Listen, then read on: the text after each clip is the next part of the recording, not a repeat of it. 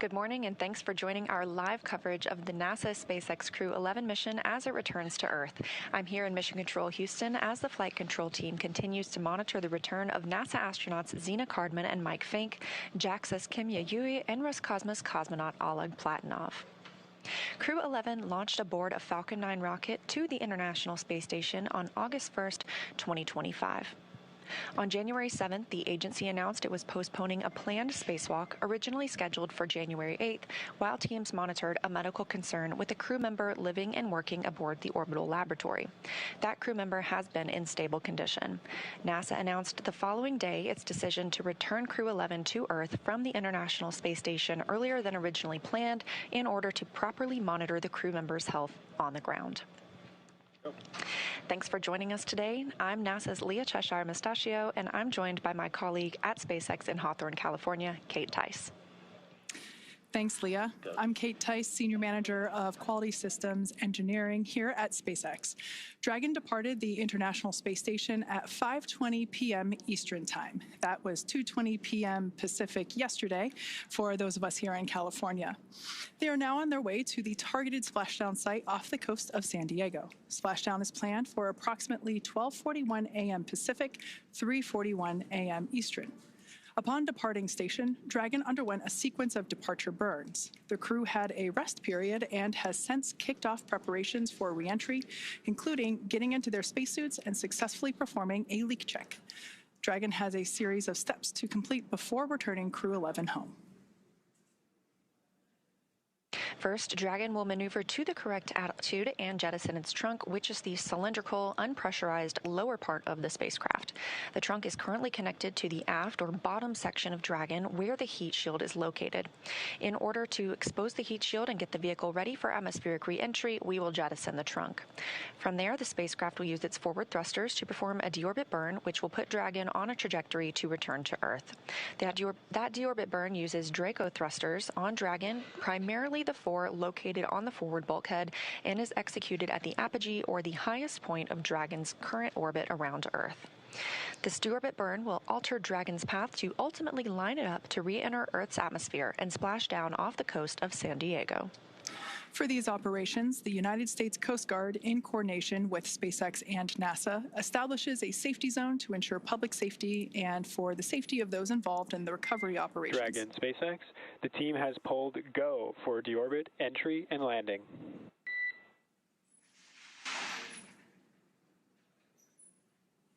Dragon copies. Go for deorbit, entry, and landing. Great news there from SpaceX Core to our commander, Zena Cardman. Now, back to the recovery at hand, there are multiple notices that are issued to mariners in advance around the area and during recovery operations, and Coast Guard assets may be deployed to discourage boaters from entering the splashdown zone. Now, we want to stress to the public the need to respect this safety zone, as recovering a spacecraft from the water is a hazardous operation. Any other boats interfering increases risk to the astronauts in the spacecraft, the teams working to recover them from the water, and the safety of those that come too close. So for the safety of the crew and your own safety, we recommend that you sit back and watch on NASA TV and the SpaceX webcast, and we'll be bringing you the best possible views of our astronauts' homecoming. Now, once the crew returns to Earth, they will be flown to a local hospital for continued monitoring and checkouts using additional medical equipment not available aboard the space station.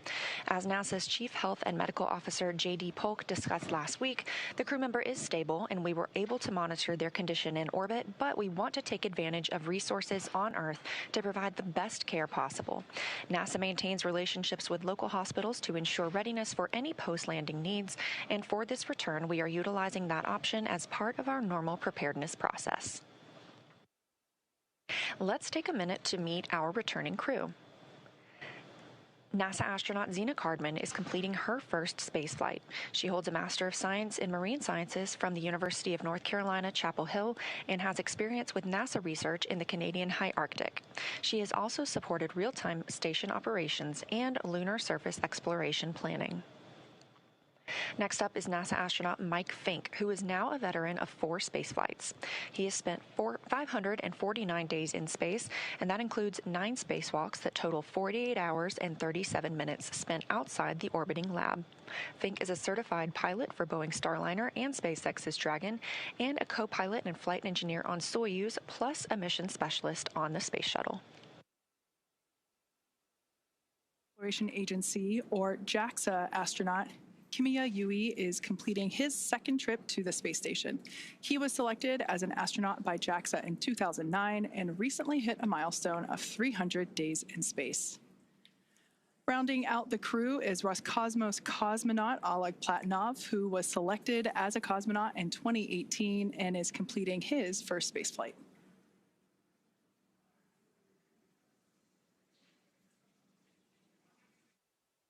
With the Crew-11 departure yesterday, we still have 3 people living and working aboard the International Space Station.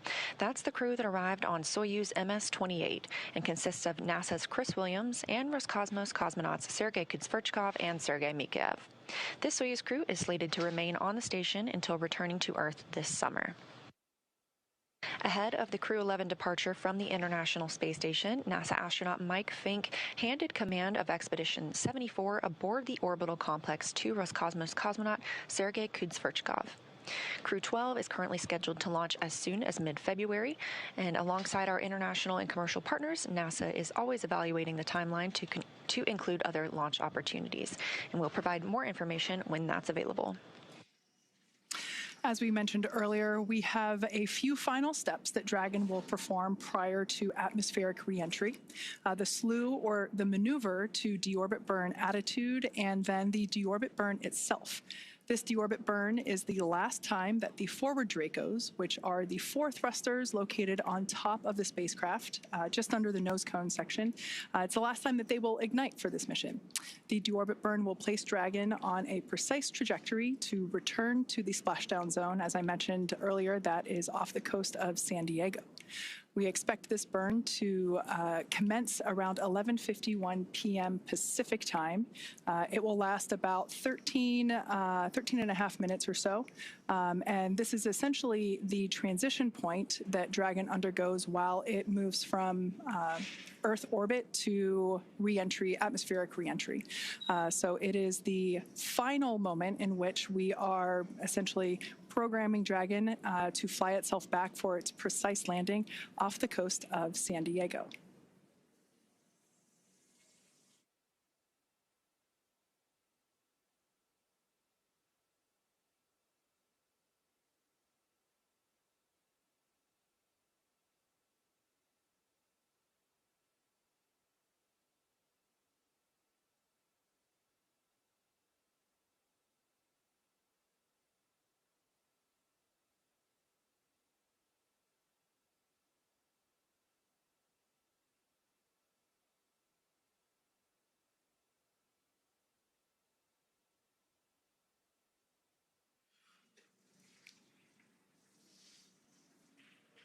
So the view that you saw there moments ago, that was SpaceX Mission Control that's located here in Hawthorne, California, just off to my side. That is where our teams monitor Dragon, checking in on all of its systems to help make sure that the crew has a safe journey. Our team there in Mission Control will be following their progress all along the way. You can see operators there on console or on headset, and there are 6 key positions who are monitoring the health of the vehicle and the crew. The mission director, responsible for mission success, is in charge of the room. And then there's somebody that you've already heard once this morning. That person you'll hear talking to the astronauts throughout our operations today. You see them there on your screen. That is our SpaceX Core, which stands for Crew Operations and Resources Engineer. That is the singular voice to the crew. That person is responsible for translating everything that's going on in mission control around them and speaking and delivering those messages efficiently to the crew on board Dragon. Now, the other positions are focused on specific things like vehicle systems and navigation and control, avionics, software, propulsion, life support, and communications with ground segments.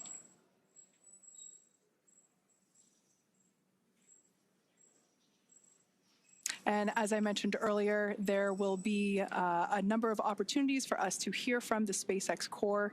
That is the person primarily responsible for communicating to our commander, Zena, and so she will be the person communicating back and forth with our crew here on the ground.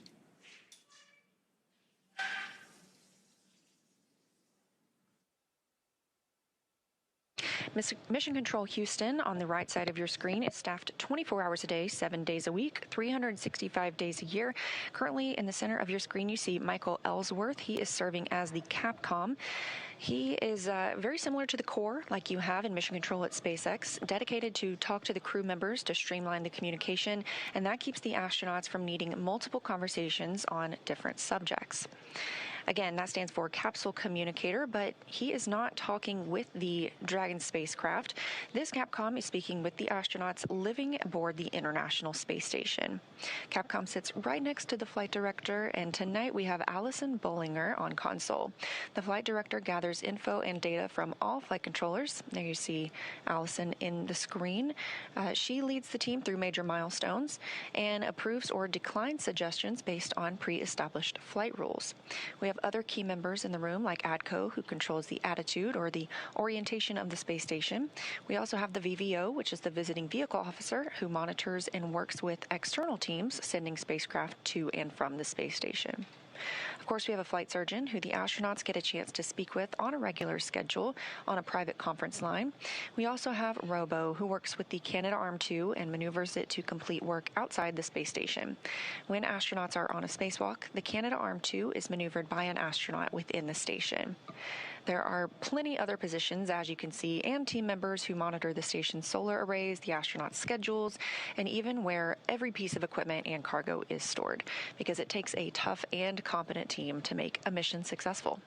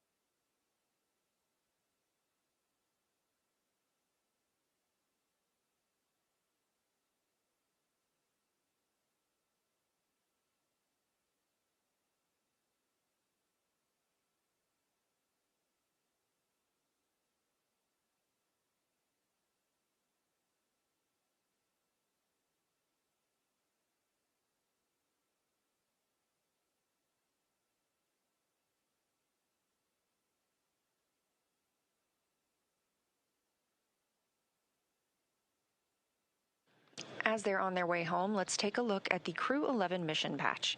This patch was designed by the crew, and its colors celebrate the 3 nations they represent. And the 3 stars honor their space agencies working together. 2 sunbeams form the number 11, shining on a tiny blue dot, which is our home on Earth. A dragon looks on, which is a nod to both the spacecraft and the spirit of exploration, while a red flame wraps around it all, symbolizing the full journey: launch, life in space, and today, a safe return home. And if you look closely, you'll see a tribute to their children in the stars, which is a reminder that missions like this inspire the next generation.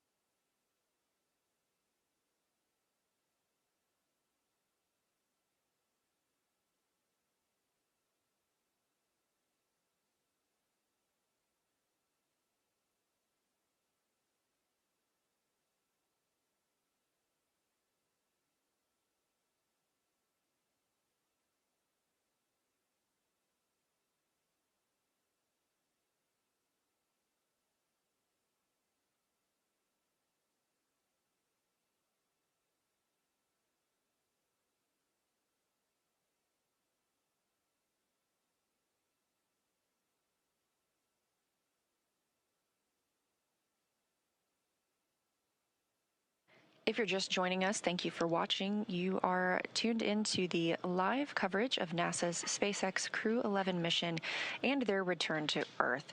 Again, we are expecting their splashdown at approximately 3:41 a.m. Eastern Time, but the next major milestone we're standing by for is the deorbit burn. That's at 2:51 a.m. Eastern Time.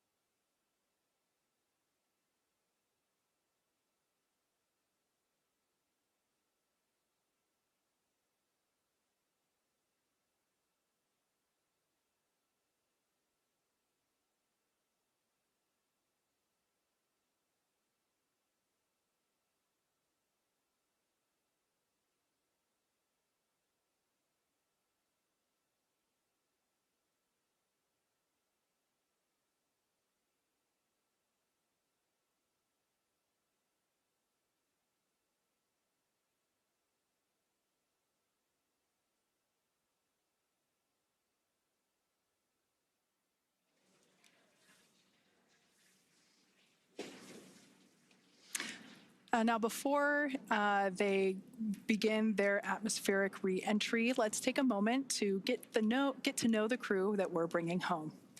NASA astronaut Zena Cardman is commanding Crew-11. She was born in Urbana, Illinois, but calls Williamsburg, Virginia, her hometown. She's a scientist at heart, with degrees in biology and marine science from the University of North Carolina at Chapel Hill. Before joining NASA, Zena did field work in some of the most extreme environments on Earth, including Antarctica, the Canadian high Arctic, and volcanic terrain in Idaho and Hawaii. She was selected as part of NASA's 2017 astronaut class, affectionately known as the Turtles. Zena was originally assigned to Crew-9, but was later reassigned to command Crew-11 to support changes in station operations. And when she's not training for spaceflight, she enjoys rock climbing, writing poetry, and powerlifting. Next up is your Crew-11 pilot, NASA astronaut Michael Fincke. He's a Pennsylvania native and a veteran of 3 previous space flights, spending more than a year of his life in orbit. He first flew to space in 2004 as a flight engineer on Expedition 9, then returned in 2009 to command Expedition 18, where he helped prepare the station for future 6-person crews. In 2011, he took part in the final flight of Space Shuttle Endeavour, STS-134, logging 3 more spacewalks along the way. Fincke has also been a key player in NASA's commercial crew efforts, supporting development of the Boeing Starliner. He served as a backup pilot for the crew flight test, helping shape Starliner's avionics and software from the ground up, and he co-hosted a launch broadcast. Outside of spaceflight, he's a passionate learner into geology, astronomy, reading, and languages. He's conversational in both Japanese and Russian, which is a skill that comes in handy on the International Space Station.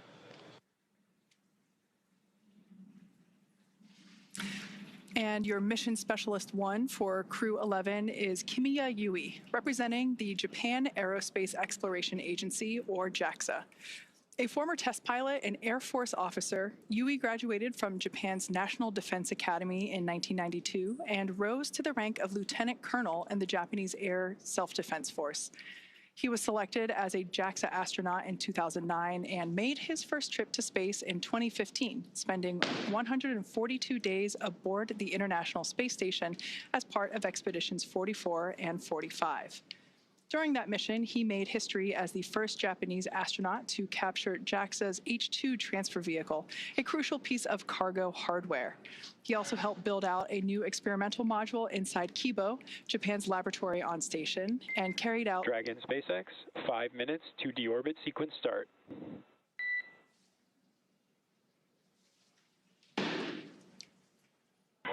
Dragon copies.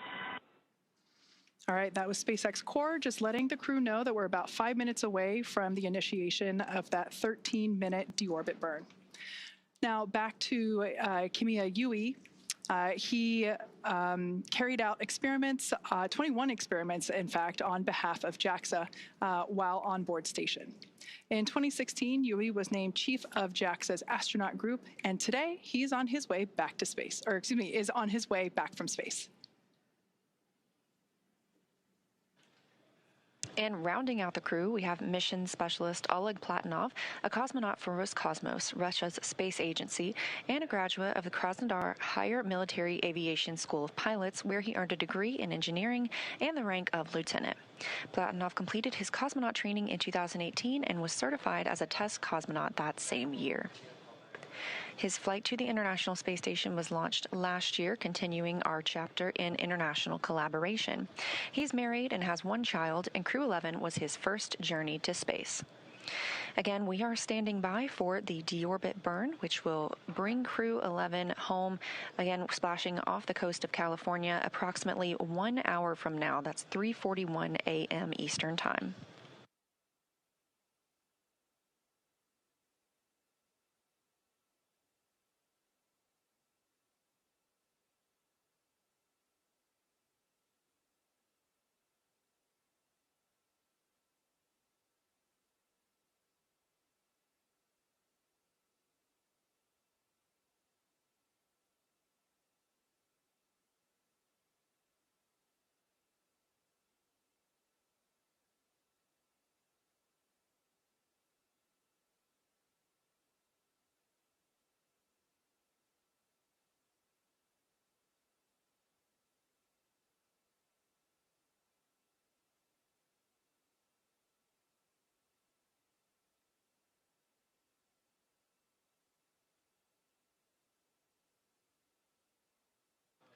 During their time in orbit, Crew-11 celebrated 25 years of continuous human presence aboard the International Space Station. During that time, our unique microgravity laboratory has hosted more than 4,000 experiments from over 5,000 researchers in more than 110 countries, all to help us build the road to the Moon and Mars and understand our universe while helping humanity on Earth. Crew-11 conducted more than 140 unique scientific experiments and technology demonstrations during their stay aboard the orbiting laboratory. Continuing the space station's legacy of groundbreaking science, Crew-11 worked on experiments to understand bone loss and studied bioprinted human tissues to understand or to ensure the health of astronauts on future missions and improve the quality of life for patients on Earth. They worked on the development of long-term storage of cryogenic fluids in space with Earth-bound medical and industrial applications. The team also tested an inflatable capture bag that aims to remove space debris from orbit, protecting future spacecraft and crews, and could also be used to capture samples during exploration missions and enable mining of small asteroids. Let's dive into some of these experiments and investigations. The MABLE-B study investigates how microgravity affects bone marrow stem cells and their secretion of proteins involved in bone formation and loss. Researchers aim to determine whether blocking a bone loss pathway could help prevent that bone loss. Findings may lead to new strategies for combating bone loss both in space and on Earth. MVP Cell 07 studies how bioprinted liver tissue with blood vessels matures in microgravity, focusing on cell behavior and tissue development. Researchers are examining how space may affect the structure and function of these engineered tissues. Results could help advance space-based production of high-quality tissues and organs for medical use on Earth and support astronaut health on future missions. Capture Bag Demo tests an inflatable debris capture bag on the space station, assessing its opening, closing, and ability to stay airtight in microgravity. This technology could be used to remove space debris from orbit, protecting future spacecraft and crew members, and could also be used to capture samples during exploration missions to the Moon and Mars and enable mining of small asteroids. Next up is ZBOT-NC. Many spacecraft use cryogenic fuels, which are extremely cold, for propulsion. These fuels must be kept extremely cold to stay liquid, but SpaceX's temperature fluctuations can cause them to slowly evaporate and escape the tank. This creates fuel efficiency and mission planning. So ZBOT-NC investigates how specific types of gases affect pressure control in propellant tanks in space.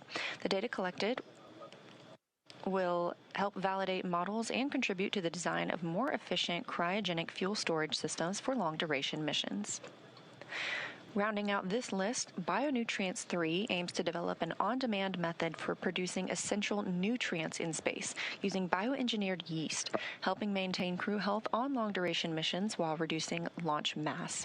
Building on previous studies, it introduces advanced food safety features and tests 3 sample types: yogurt, kefir, and a yeast-based beverage. The project aims to identify a food-safe, genetically engineered organism that remains viable over multiple years to produce a mission-relevant nutrient or biomolecule of interest.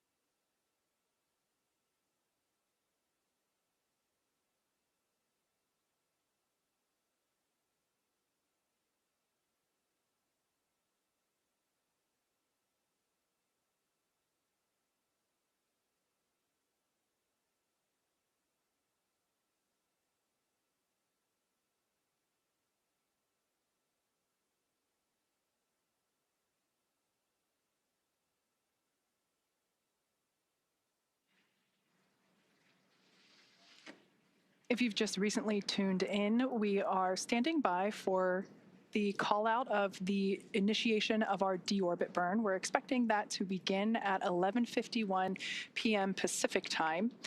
This is a 13.5-minute long burn that positions Dragon for its atmospheric reentry and splashdown off the coast of San Diego.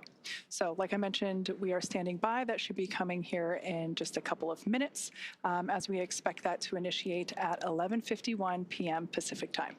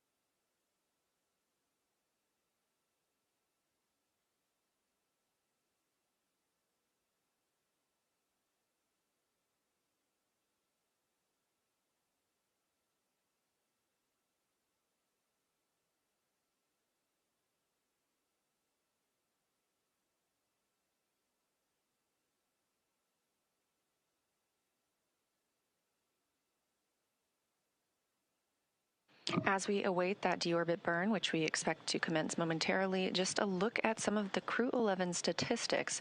Their mission will last 167 days by the time they splash down, with 165 days spent on the space station.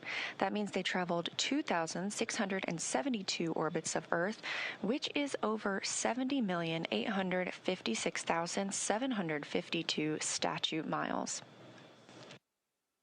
We're hearing about 30 seconds until that deorbit burns start. During their time in space, this crew saw a total of 5 arriving vehicles and the departure of 3 vehicles.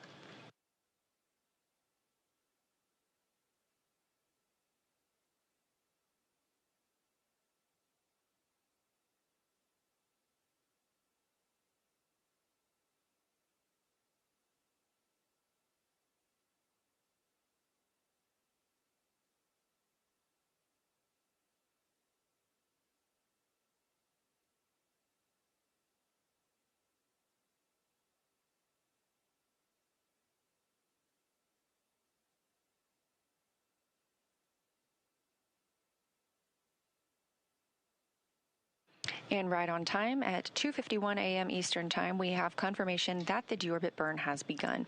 This burn is expected to last over 13 minutes. For these return and splashdown operations, the United States Coast Guard, in coordination with SpaceX and NASA, establishes a safety zone to ensure public safety and for the safety of those involved in the recovery operations, as well as the crew aboard the returning spacecraft. Multiple notices are issued to mariners in advance and during recovery operations, and Coast Guard assets may be deployed to discourage boaters from entering the splashdown zones. We want to again stress to all of the public the need to respect this safety zone. Recovering a spacecraft spacecraft from the water is a hazardous operation, and any other boats interfering increases risk to the astronauts in the capsule, the teams working to recover them from the water, and the safety of those that come too close.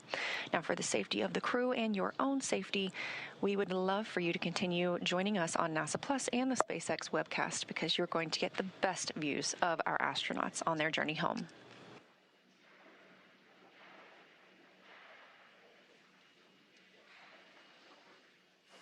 Like Leah said, the best views will be coming to you here on our webcast. However, if you are in the Los Angeles area, the San Diego area there in Southern California, I do encourage you to step outside about 12:30 a.m. as you might be able to see the spacecraft actually re-entering on its way there back to the Splashdown site. And if you're lucky, you might even hear a sonic boom. Now, as always, NASA and SpaceX jointly select our splashdown location, and for today, the primary recovery site is there off of the coast of San Diego. The selection process works with a lot of different variables, including the space station's orbital trajectory, what landing sites are available and have favorable weather, how much free flight capability that Dragon has for the trip home, and of course, the sleep schedule for the returning crew members. We'll start with calculating daily return options based off of the space station's current orbit and Dragon's capabilities to maneuver and line up for re-entry. The time from undock to landing at the primary site can vary from less than 6 hours to more than 39. For Crew-11 this evening, their journey is going to be about 10.5 hours in total. Of course, getting home the quickest comes with some obvious benefits, but we always have to make sure that the crew is properly rested for all these dynamic operations. And of course, that would prevent us from scheduling 20-plus hour days for them. Trajectory and ballistics experts provide the daily opportunities that would line up with the Dragon as it's coming back to the landing zones. And then we split them into what we call ascending and descending opportunities.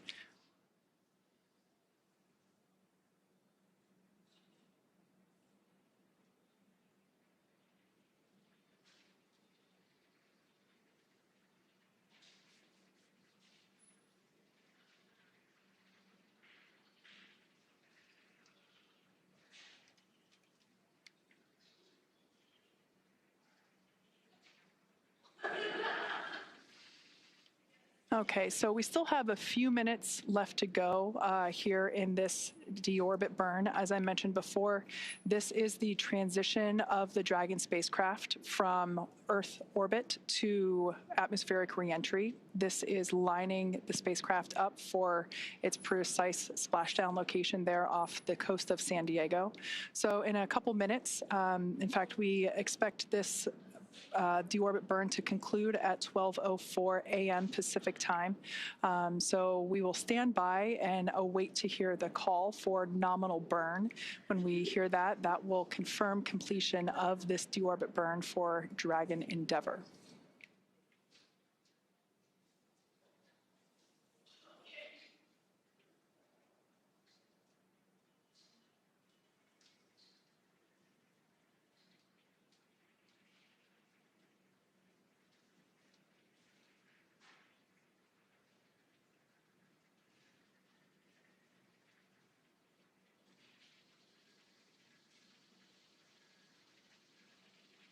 As I mentioned earlier, we will hear primarily the SpaceX core or the crew operations and resource engineer.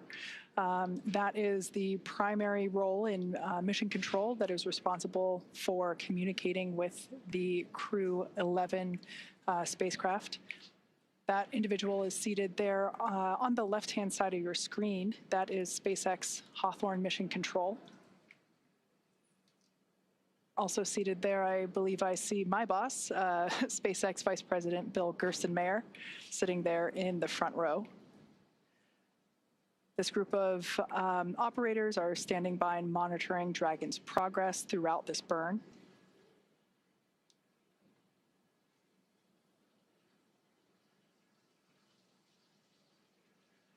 Now, this particular maneuver that Dragon Endeavour is performing, this deorbit burn, is utilizing the 4 forward Draco thrusters.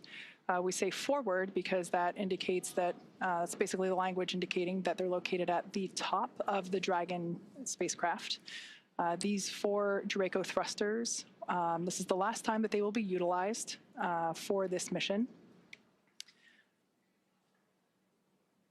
This deorbit burn will last for a total of about 13.5 minutes.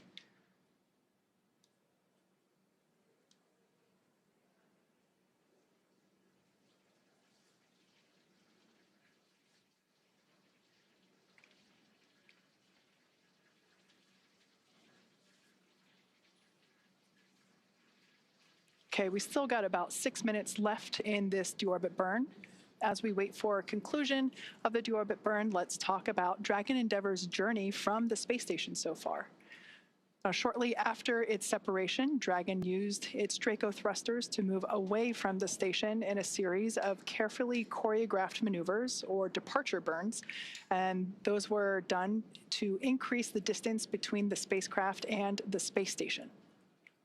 Dragon also executed a phasing burn to lower its orbit and line the spacecraft up with its landing location. Following the phasing burns, Dragon is now completing its deorbit, which will be followed by reentry and splashdown. During the deorbit sequence, several things will happen, including trunk separation, closure of the nose cone, as well as deployment of the drogue and main parachutes, ultimately followed by splashdown.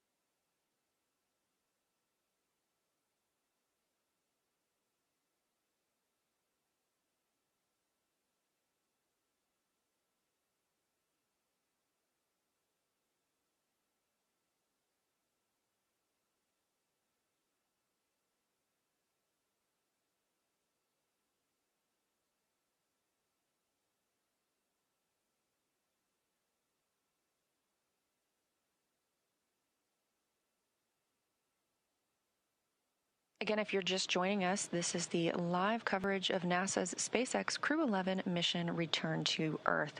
We are currently in the deorbit burn, which started at 1:51 a.m. Central Time, 2:51 a.m. Eastern Time.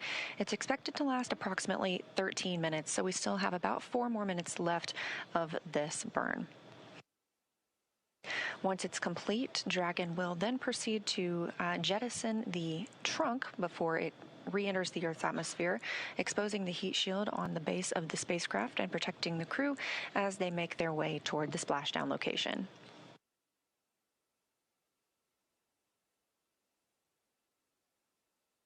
And we are anticipating splashdown at 3:41 a.m. Eastern, 2:41 a.m. Central Time off the coast of California.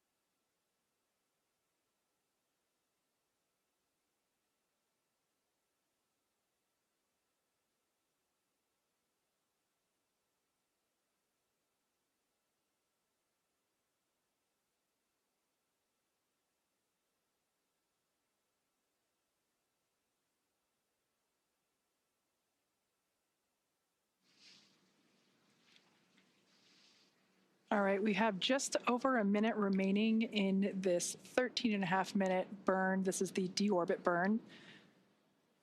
This is the final burn for the forward Draco thrusters. It is placing Dragon on its final trajectory to the Splashdown location off the coast of California. We're targeting one of our 3 pre-designated locations. This one will be just off the coast of San Diego.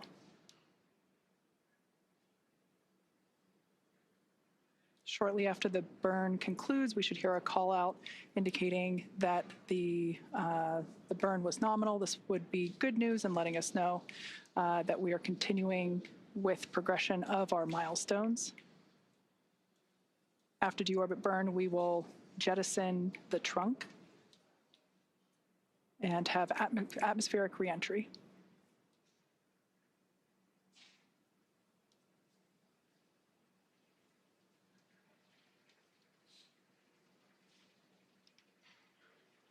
All right, so there's about 10 seconds left in this burn, so we're going to stand by and listen for that call out.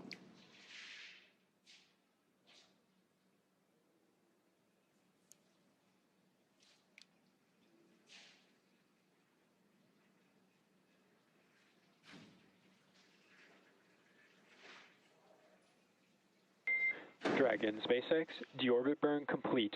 Performance nominal. Trunk separation initiated. Dragon copies. Nominal deorbit burn. Trunk separation process initiated. Okay, good words there from SpaceX Core, letting our Crew-11 team know that the deorbit burn was as expected. Now, to prepare for these upcoming events, Dragon is currently doing a couple of things autonomously, such as isolating the thermal control system fluid loops from the radiator. This system is what will help keep the internal temperature of Dragon comfortable during the crew's reentry. Dragon is also initiating separation of the claw mechanism, which will terminate all data, power, and fluid connections between the spacecraft and the trunk, and that is all done in preparation for trunk separation. Nominal trunk jettison. Dragon copies.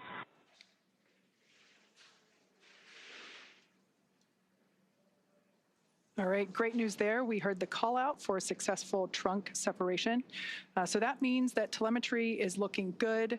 The nitrox system is primed for cabin and suit cooling, and the heat shield is exposed and ready for atmospheric entry.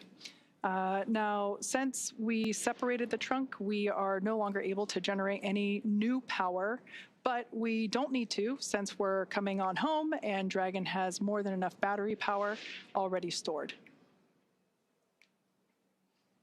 So the next milestone that we have coming up is nose cone closure. We expect that at approximately 12:09 a.m., so here in about 3 minutes.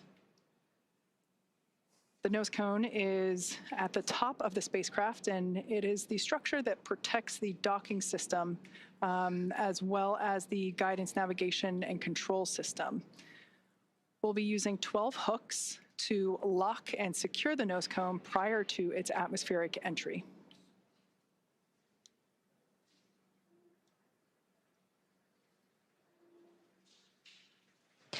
That's right. We are standing by for nose cone closure, expected just a few minutes from now. And as you can tell, things are picking up a little bit more quickly as we prepare for splashdown. Again, expecting that to come at 2:41 a.m. Central Time, 3:41 a.m. Eastern. So right now, Dragon is inhibiting those forward bulkhead Draco thrusters. We just used those to complete the deorbit burn, meaning they will not fire again, and ensuring it's safe to latch the nose cone for reentry.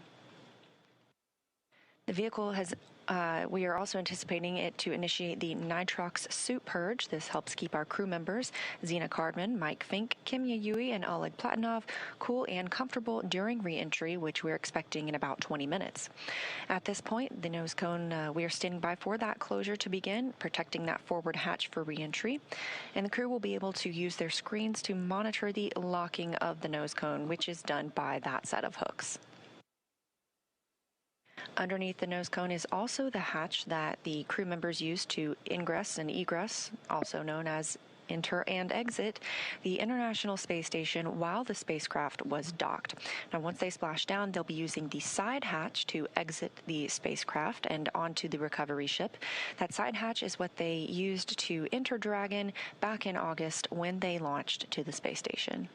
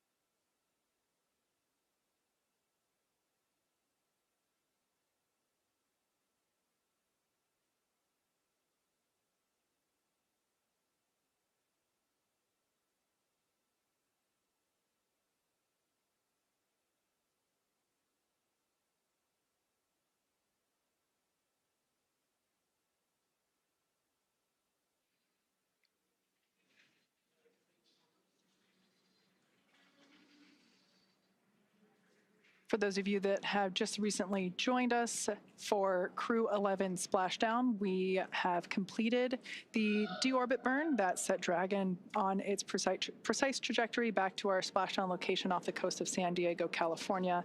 We've also jettisoned the trunk, and we've just closed the nose cone. So these are the final physical changes for the Dragon spacecraft prior to its atmospheric entry. Now we expect that entry period to begin about 12:30 a.m. Pacific time, so in about 20 minutes or so.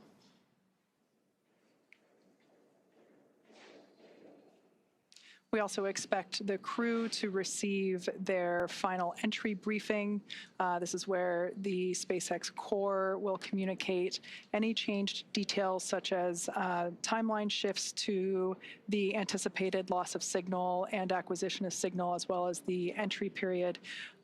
We should also find out what the wave height and wind speed is there at the splashdown location. But when I was coming into work this evening, I did see some stars outside, so hopefully that's a good indication that we've got some smooth seas out there awaiting the crew.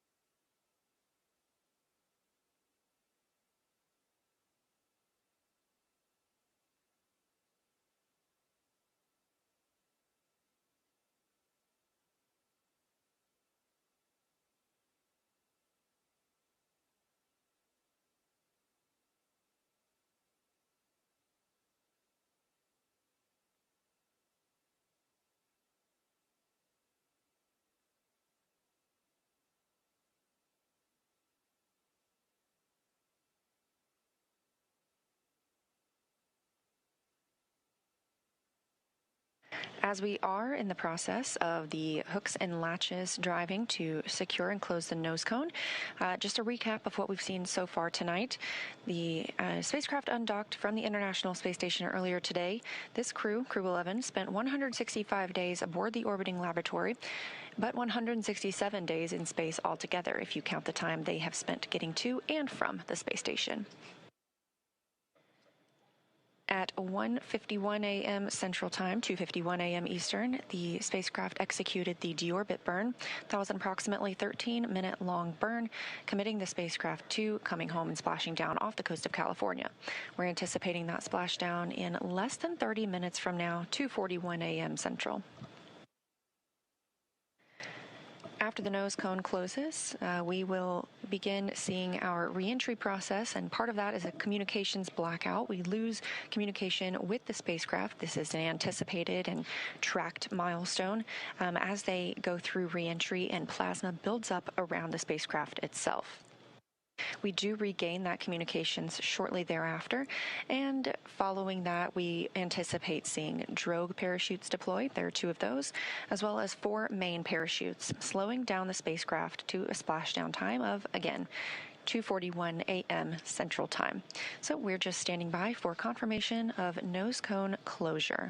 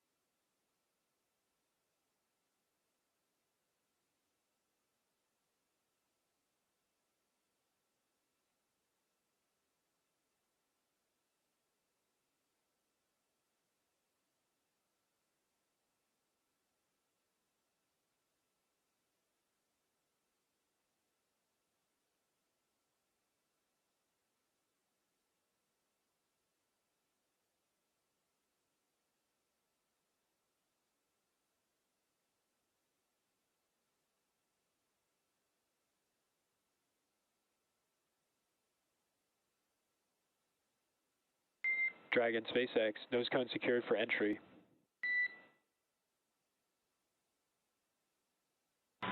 Dragon.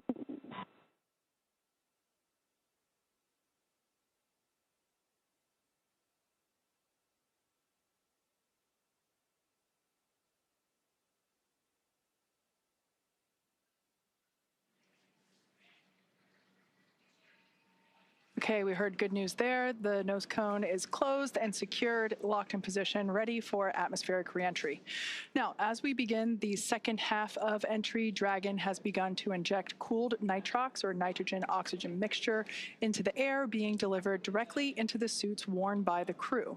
Again, this is what will allow our crew members to remain comfortable while external temperatures reach up to 3,500 degrees Fahrenheit. Meanwhile, the heat shield is pointing forward, essentially leading Dragon to our landing site just off the coast of San Diego, which is important as it will be doing a lot of the work during this reentry. So let's talk a bit more about the heat shield.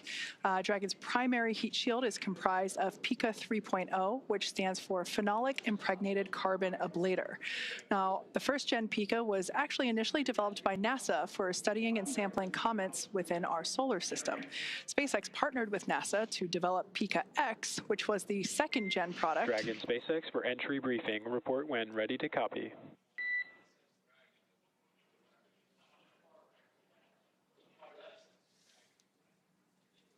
Ready to copy. Okay, starting with timeline. We're completely on time for the previously briefed timeline. Splashdown period displays at 0841 Zulu. Com blackout start 0828. Blackout end 0835. How copy?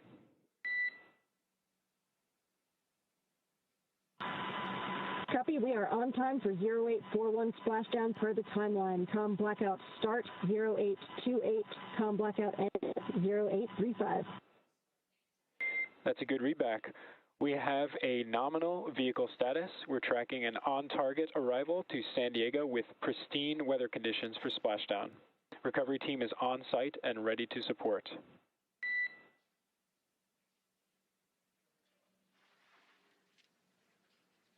Dragon copies. Nominal vehicle, excellent weather, and teams are ready to support. And with that, please report when tablets are secure, restraints are tightened, and visors are down.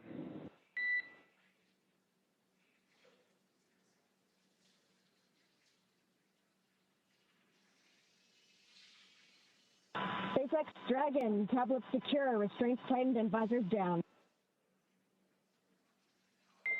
SpaceX copies all.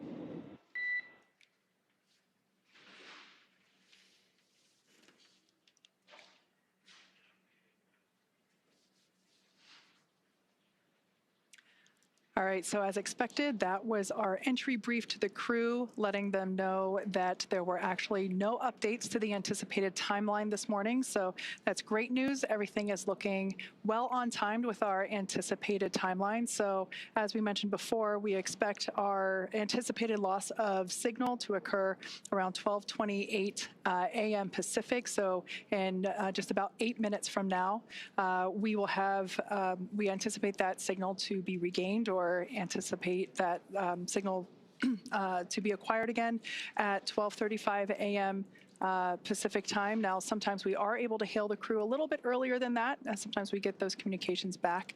And then once again, splashdown at 12:41 a.m. Pacific. So again, if you're in Southern California, head outside and look up.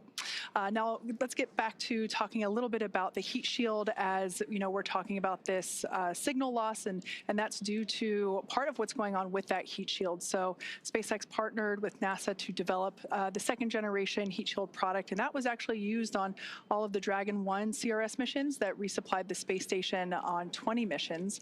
Then fast forwarding to PICA 3.0, that was developed specifically for use on Dragon 2 crew and cargo, with enhanced structural and thermal properties that optimized the heat shield and drove down cost and mass. So the remainder of Dragon is composed primarily of a SpaceX proprietary ablative material. That's another class of thermal protection, which is lighter weight versus PICA and protects the underlying composite structure during the reentry phase, and that's to ensure the structural capabilities of the spacecraft are maintained. Now, while Dragon will experience temperatures over 3,500 degrees Fahrenheit peak, during those peak reentry conditions, the characteristics of the thermal protection systems, or TPS as you hear it called, coupled with the environmental control and life support, or ECLS, that system pressurized will be pressurizing the interior, and all of those combined will ensure that the crew will stay cool and comfortable during all phases of reentry through splashdown. SpaceX Dragon, Okay, so opening seat 3 visor just to adjust glasses. Dragon, SpaceX, can you repeat? Temporarily opening seat 3 visor to adjust glasses. Copy, adjusting glasses. Your go for that. Okay, so that was important to note there because our commander, Zena Cardman, had already reported back that all visors were down and in the locked position ready for atmospheric reentry, but one of our crew members had to adjust their glasses. So she did a good job there in reporting back to SpaceX crew to let them know that one of the crew members had to reopen momentarily. Visors are down. We copy. Visors are down. 5 minutes until predicted comm blackout. See you on the other side at 0835.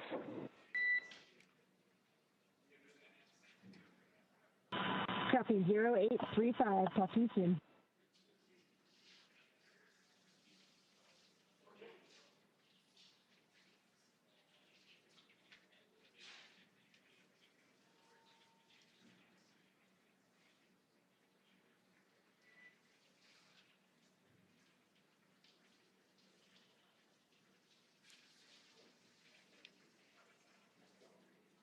Okay, so as we have been saying, everything that Dragon and the crew on board does is carefully choreographed, not just the maneuvers that the spacecraft is executing, but the communications between our crew here on the ground and our crew in space. So, Leah, we can see all of that being perfectly demonstrated with what's going on now. Absolutely, and we are standing by for the reentry portion when we expect to lose communications with the spacecraft, but we will regain that communication after they have begun re-entering the atmosphere. So once Dragon has re-entered the Earth's atmosphere, a series of parachutes will deploy to slow the crew's descent. First will be the 2 drogue chutes, followed by the 4 main chutes to guide Dragon to its first contact with Earth since launching in August. Dragon will automatically deploy these parachutes when different pressure and positioning sensors on the spacecraft detect that they are at the right speed and altitude. The spacecraft velocity at drogue deploy is approximately 350 miles per hour, and they deploy at about 18,000 feet. You're getting a live look inside the cabin right now. That's Crew-11 preparing for their re-entry period. Again, having spent 165 days aboard the space station, and when they splash down, capping a 167-day mission. Before they can splash down, though, a little bit more about those parachutes. The next that we will see deploy will be the main parachutes. There are 4 of those. They deploy at approximately 119 miles per hour, or I should say when the spacecraft is traveling about 119 miles per hour, and they deploy at about 65,000 feet.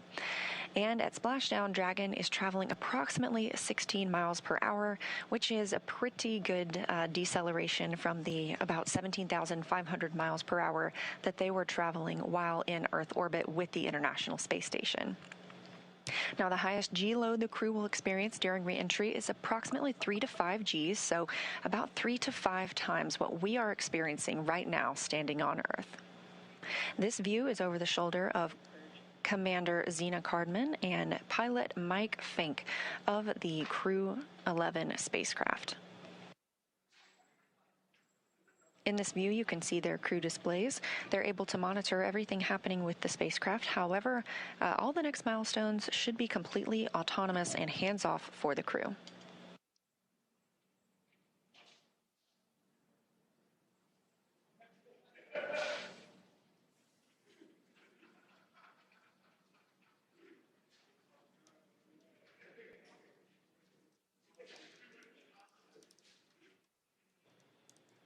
We can preview the fact. And we just heard that the crew is in entry attitude, and we are anticipating losing this view and losing our audio communications with the crew in just a minute or so as they enter this entry interface. They'll be traveling and experiencing heat outside the capsule at approximately 3,500 degrees Fahrenheit.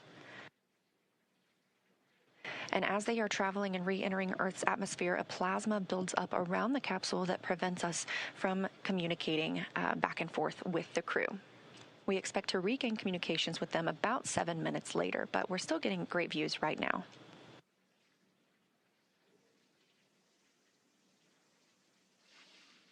I love this view over their shoulders because you can see what our pilot and commander can see. They're continuing to follow along with Dragon's progress.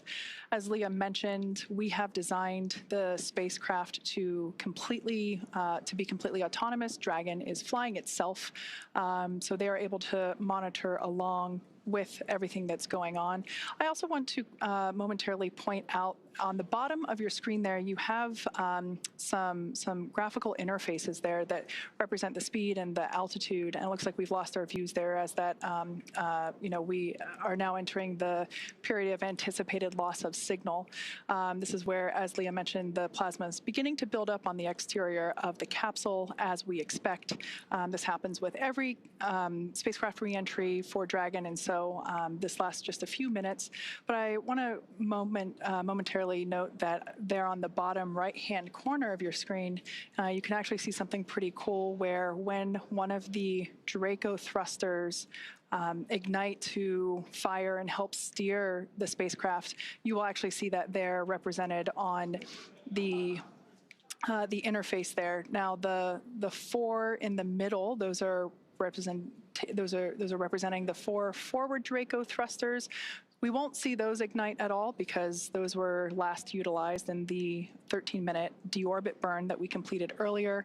Those are located under the nose cone, which has been closed, locked, and secured. So everything that you'll be seeing are the thrusters that are located on the side of our spacecraft, and that is enabling Dragon to fly itself home to its predetermined splashdown site off the coast of San Diego, California. For about a minute and a half until we have that atmospheric reentry. Once again, if you're in Southern California, head on outside and look up. There's a good chance that you might be able to actually see Dragon streak across the sky, look toward about the north and the west. As we mentioned before, we have entered a communications blackout period, which lasts about 7 minutes due to the plasma formation on the exterior of the capsule. We've got about 5 minutes remaining until we believe we can acquire that signal again. Now, during this time, no vehicle telemetry is received by Mission Control or the recovery team, and no external commanding of the vehicle or voice communication is possible. But like I was saying, Dragon is designed to fly itself. During this reentry, the vehicle will be slowing down from its orbital velocity of about 17,500 miles per hour, and it's slowing down. The atmosphere is really doing a lot of the work in conjunction with that heat shield to dispel that velocity. That results in heat, and that is why we have this plasma building up on the exterior of the spacecraft. It'll slow down to about 350 miles per hour, thanks to the heat shield and the atmosphere. And so at that point, we'll deploy the drogue parachutes. But during reentry, the top temperature that Dragon experiences will be about 3,500 degrees Fahrenheit. So pretty warm on the outside, but there is cool nitrox air being flowed through the suits that each crew member is wearing.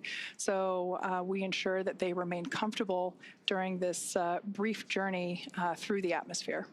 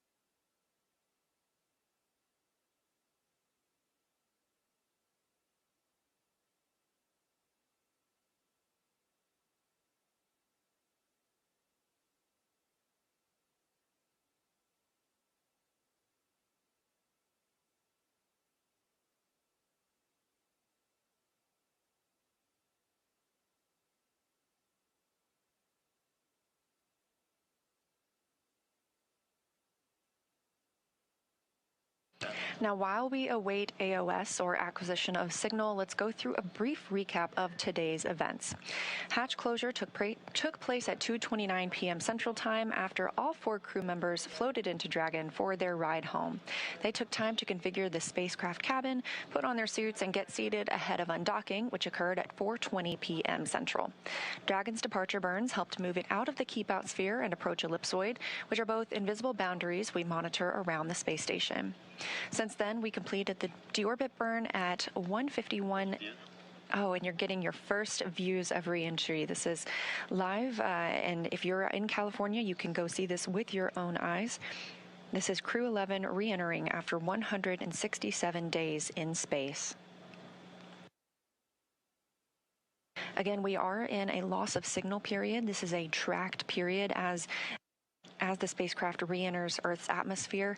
We anticipate regaining signal with Crew-11 momentarily, and when the spacecraft reaches an altitude of 18,000 feet above Earth, 2 drogue chutes will deploy to slow it down ahead of the 4 main parachutes deploying at 6,000 feet in altitude.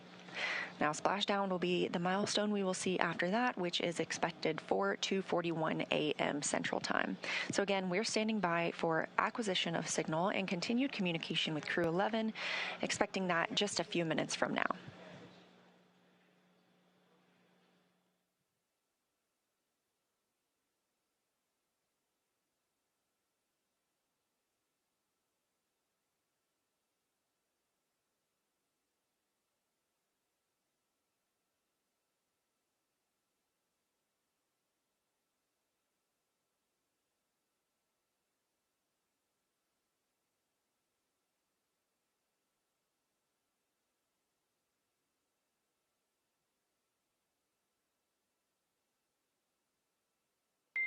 Dragon SpaceX, comm check.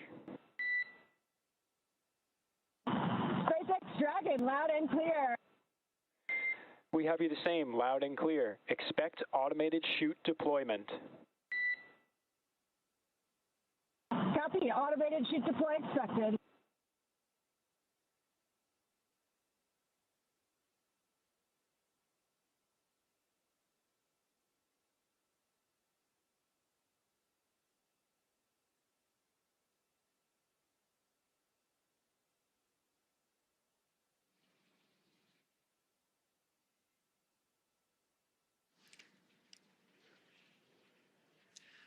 All right, so there we heard that we had confirmation of that acquisition of signal, or AOS. It actually came in a minute early, so that's good news there.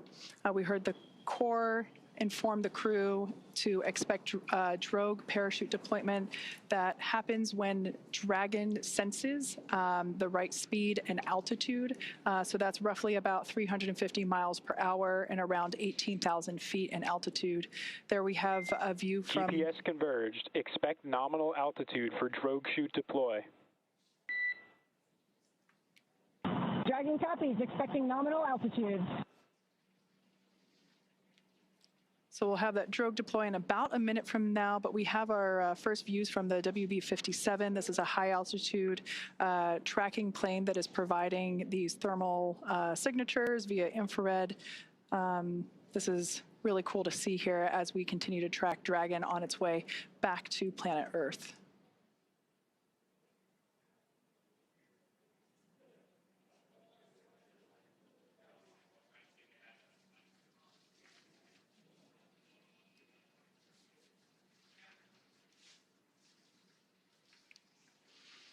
So momentarily, we expect for visual and... Brace for drogue window. Drogue brace.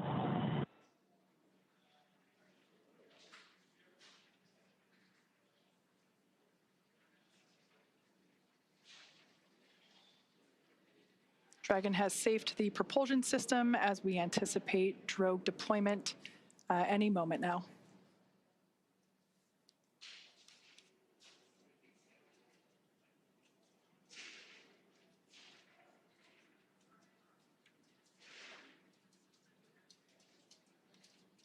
Drogue parachutes are utilized to stabilize and decelerate the vehicle further prior to deployment of the main parachutes.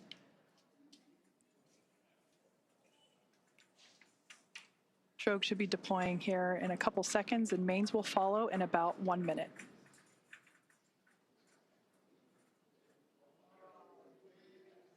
There we have visual confirmation of drogue deploy. Visual, 2 healthy drogues. Kind of a cool shot. Copies. I think we had the recovery vessel in the background there just momentarily. Main parachutes deploying in about 20 seconds.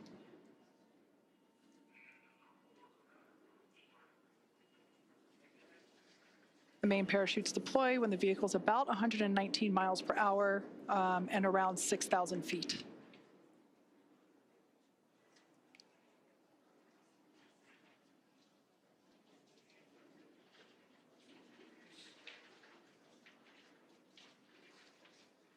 There we can see visual confirmation of deployment of the 4 mains. Visual, 4 healthy mains.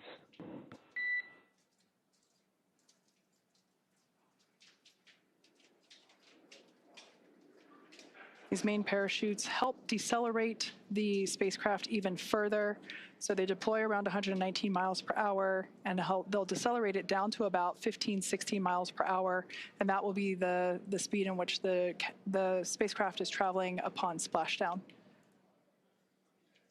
Once again, we're anticipating splashdown at 12:41 a.m. Meters. Copy, 1,000. We'll now begin to hear Crew-11 Commander Zena Cardman call out the altitude from her seat there in Dragon Endeavour.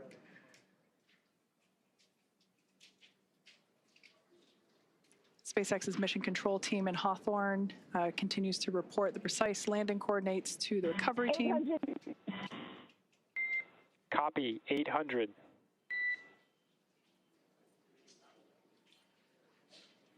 Those main parachutes now fully reefed or inflated. We ensure that the parachutes inflate over a few seconds to help reduce the shock to the system. 600 meters. Copy, 600.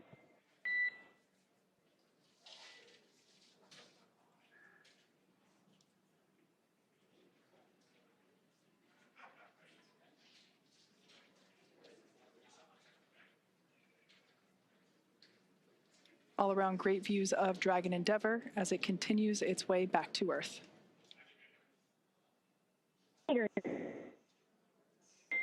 Copy, 400. Crew are braced. Standing by for splashdown.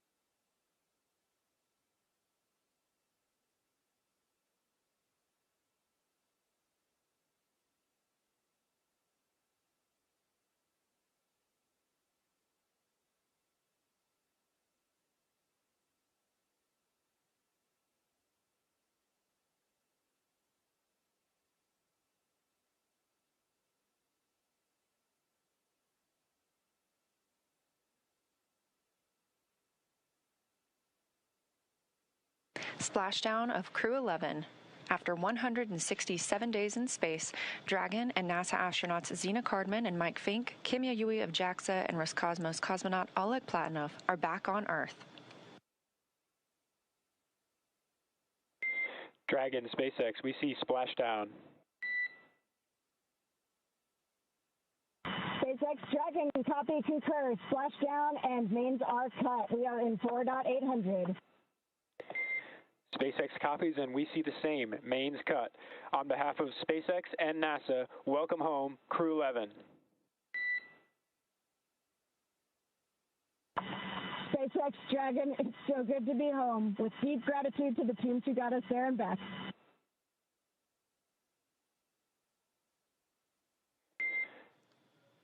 Final safety verifications in progress. We'll report back when recovery personnel are en route. Dragon copies.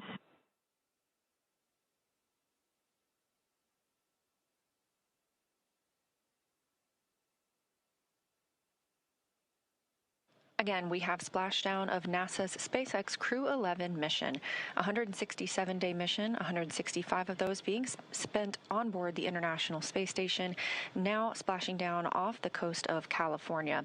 That splashdown coming right on time at 2:41 a.m. Central Time. The SpaceX recovery ship and team has been waiting for Dragon splashdown, and they will now begin making their way to the splashdown location.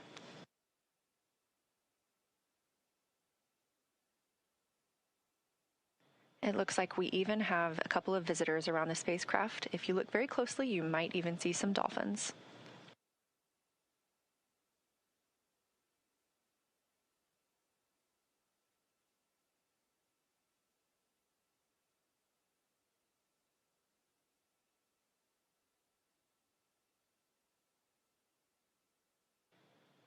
Again, a return by the books for Crew-11, having splashed down at 2:41 a.m. Central Time off the coast of California. We will now begin moving into the recovery process. We'll see the boats begin to approach and inspect the spacecraft by checking for hypergol and other ordnance checks. They will begin to rig the spacecraft and prepare it to be lifted on that recovery ship. And this is a great view of some of those boats that go out and check the spacecraft. They are going to be sniffing it, essentially, for these hazardous fuels that can linger once the spacecraft has re-entered Earth's atmosphere.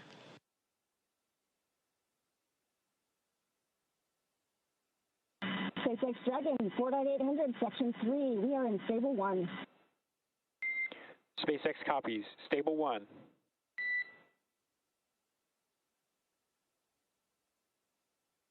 That's the voice of NASA astronaut and commander of Crew-11, Zena Cardman, reporting back that they are working through their procedures and that the capsule is in Stable 1, which is the position that you see on your screen here, where it is upright in the water. This is just what we were hoping for, and again, it's been a completely nominal and by-the-books return for the crew today.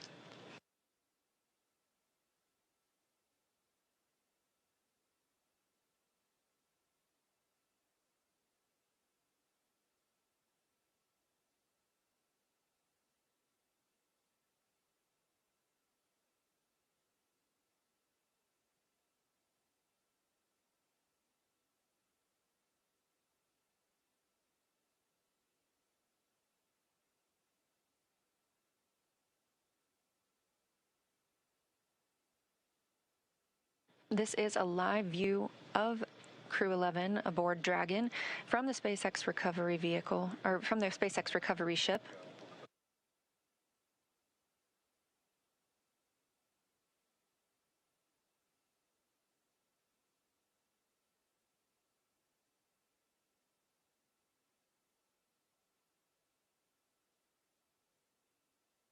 And this day for the crew started about 10.5 hours ago when they undocked from the International Space Station.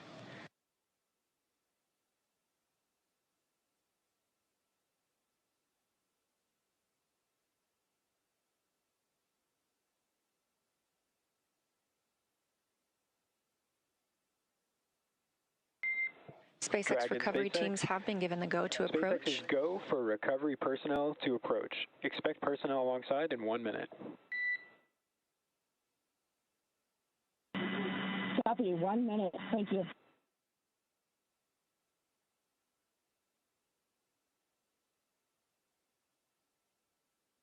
And you just heard that call out from the Corps in Hawthorne, California, to the crew aboard Dragon, that the SpaceX personnel who have been in the general vicinity of Dragon's anticipated splashdown location now have the go to approach the spacecraft and begin that recovery process.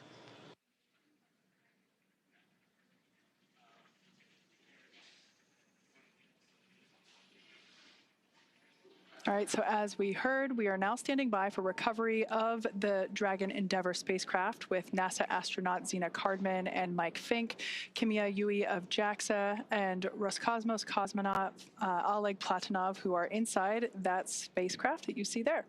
Now, Dragon has already, I would also like to point out, we've got some folks here are approaching the spacecraft now that they have gotten the okay for the approach. They're on some fast boats there. This is the SpaceX recovery team. Personally, one of my favorite teams to work with here at SpaceX. They're a really scrappy crew, and they're going to work really quickly here to get the Crew-11 team out of the water. And it's always a lot of fun to watch these operations proceed. Now, Dragon has already autonomously completed several steps to safe itself following splashdown. For those of you that perhaps just joined us, the return has gone very smoothly so far, as Leah had mentioned.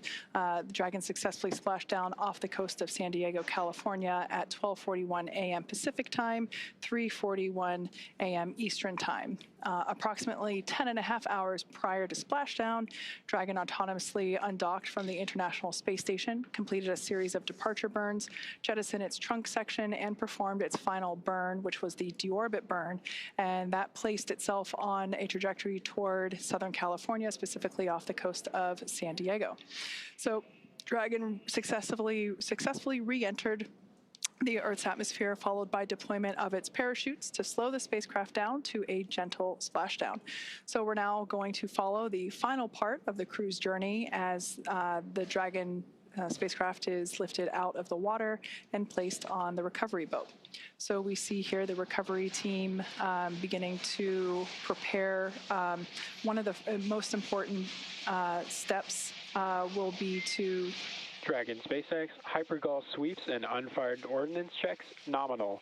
Rigging in progress, approximately 25 minutes until capsule lift. Stand by for PMC.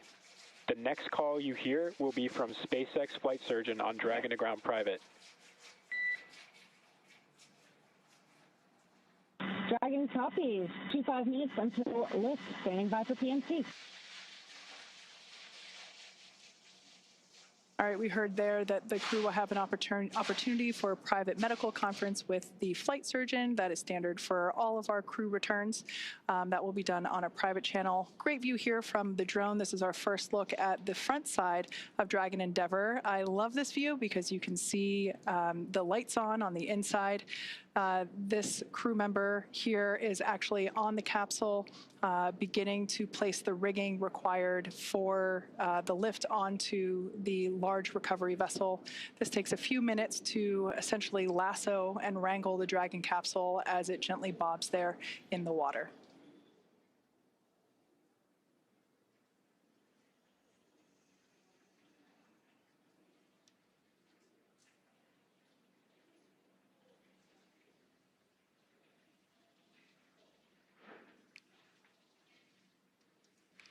Not in the picture, there is another fast boat that is recovering the parachutes from the water. Those were automatically cut or released from Dragon upon splashdown, and we retrieved those from the water. This fast boat here is helping to assist the rigging of the required straps and equipment for the spacecraft recovery.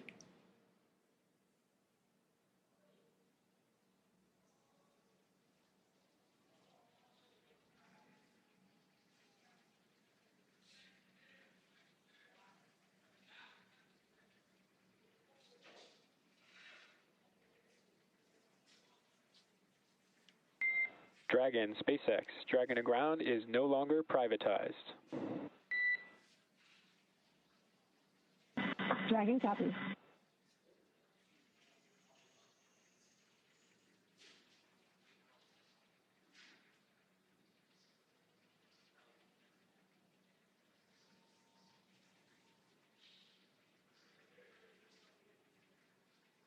SpaceX recovery team continues to maneuver around Dragon Endeavour as we continue progress of placing the recovery straps required in order to safely lift the spacecraft out of the water.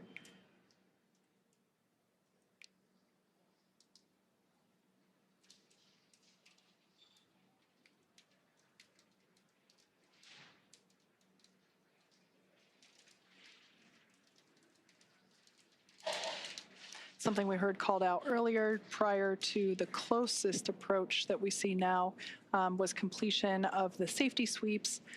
that was just indicating that the recovery team performed the required checks to ensure that there weren't any unfired pyros, which are used to... Dragon, be advised, transitioning forward link. Comm will be unavailable for approximately 5 minutes.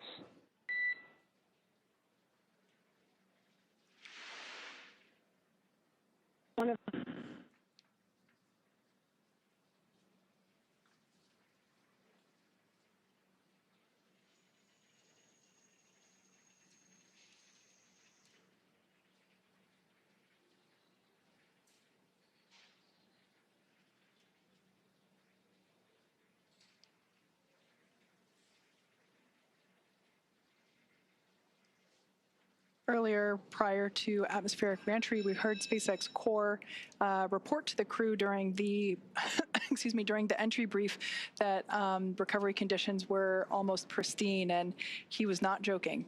It seems that the weather, the waves are pretty smooth out there. And Leah mentioned earlier that there are some dolphins out to play as well. Perhaps we might be able to get to see those as the recovery vessel gets a little closer to the spacecraft.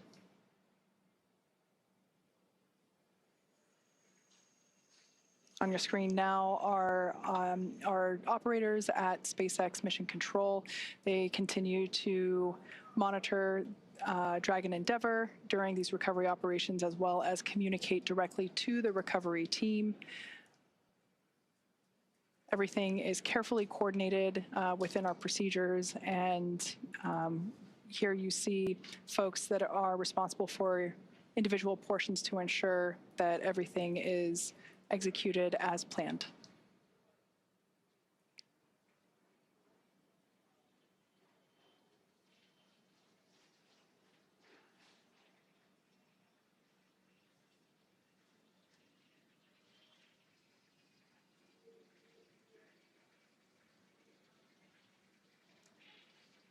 If you've just recently joined us, we had a perfectly nominal re-entry of Dragon Endeavour. The crew splashed down exactly on time at 12:41 a.m. Pacific time off the coast of San Diego.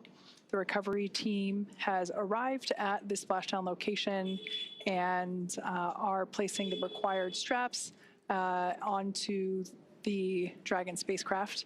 The crew are safely inside. Nobody is allowed to pass go just yet. We still have to lift the spacecraft out of the water and onto our recovery vessel. Dragon SpaceX, forward link transition complete. Comm check. We've got you loud and clear. We have you the same.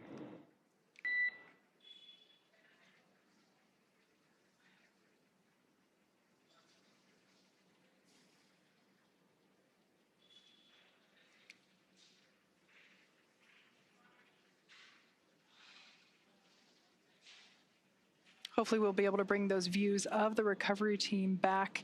But at this point, I can share that one member of the recovery team is still, oh, there we can see our recovery vessel continuing to approach Dragon Endeavour there in its splashdown location.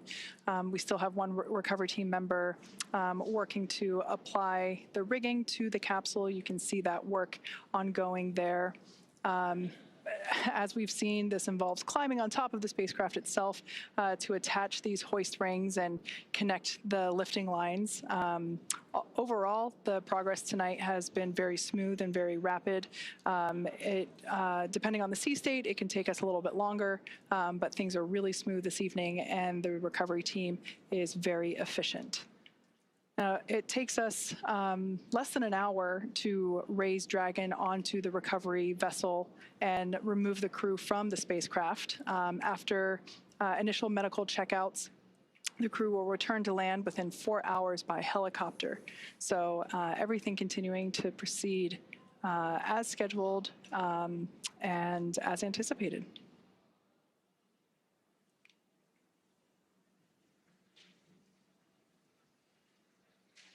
The ring that you see there on the deck of the, of the recovery vessel, that is what we refer to as the nest. That is where the Dragon Once lifted out of the water, using the hydraulic lift there at the aft end of the recovery vessel, the Dragon spacecraft will be lifted and placed into that nest, and that nest will then be translated forward on the recovery vessel up to where the egress, the egress bay is located.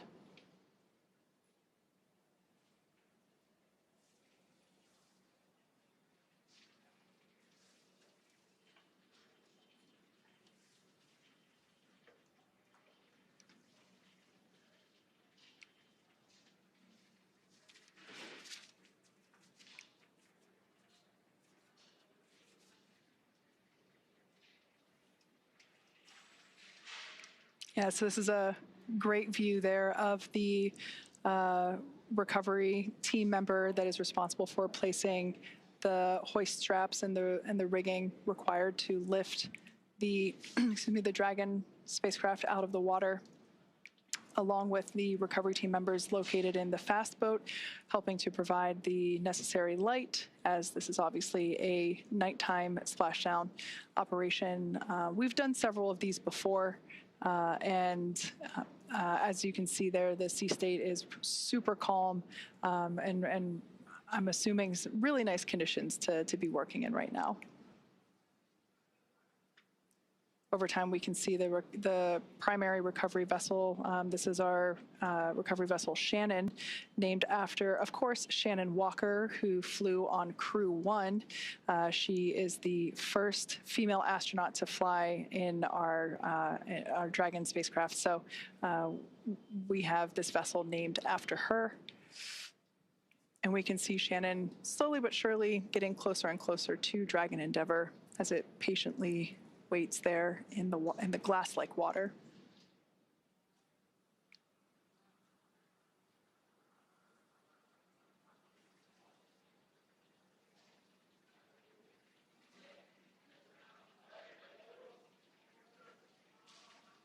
Once all the required straps and rings are in place and the recovery vessel is in its location and everything is attached, we'll actually see that recovery team member jump off from the capsule and into the water.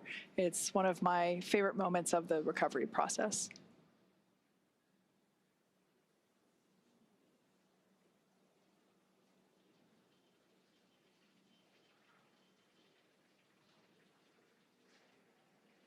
I think we might, yep, there they are. The dolphins are back to play. We now have a better view of them. I'm sure they're very intrigued by all the lights that are in the area here in the middle of the night in Southern California.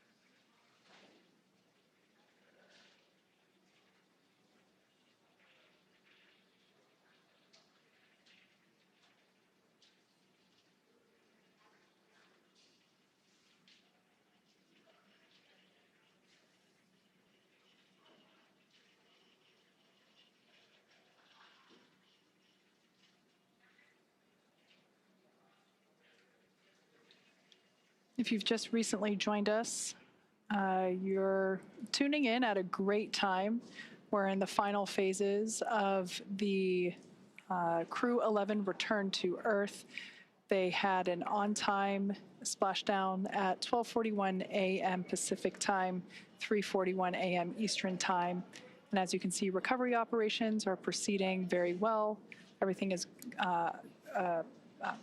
going according to plan, or as we like to say around here, nominal. And we can see the recovery vessel continues to approach Dragon Endeavour, and the recovery team there on the vessel standing by as we await the hoist of the Dragon spacecraft onto the aft end of the vessel.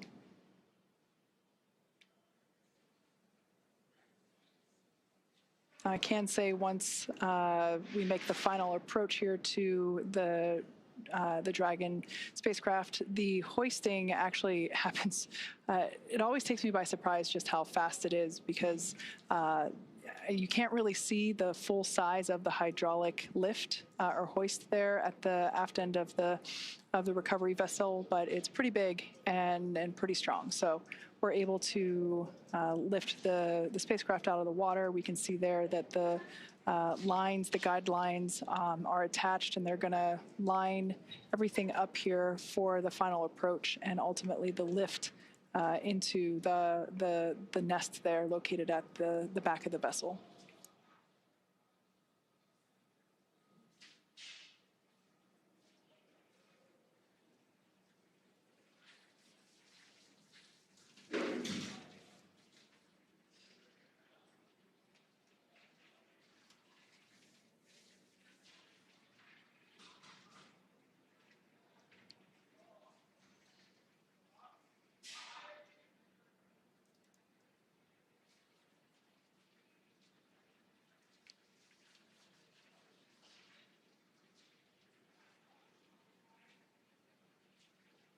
So we can see Dragon Endeavour, the gap is closing between Dragon Endeavour and our recovery vessel Shannon. Once again, we had an on-time splashdown off the coast of San Diego, California, that occurred at 12:41 a.m. Pacific time. All 4 crew members of Crew-11 are still in our Dragon spacecraft. Moments ago, when the spacecraft was turned the other way, we could actually see Dragon SpaceX. Rigging complete. Approximately 5 minutes until capsule lift. Dragon copies. 5 minutes to lift.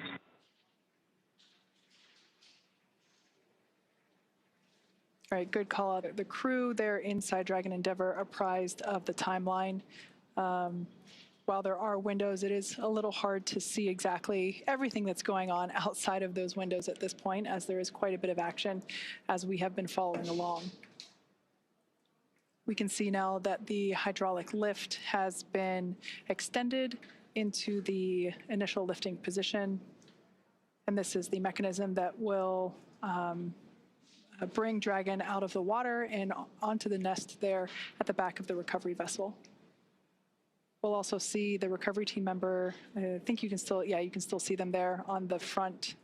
They're actually standing in the bay where the main parachutes are stored. That's quite a large bay. Now they're climbing up to the top, and shortly we'll see them make some final adjustments and a final graceful flying departure from Dragon Endeavour.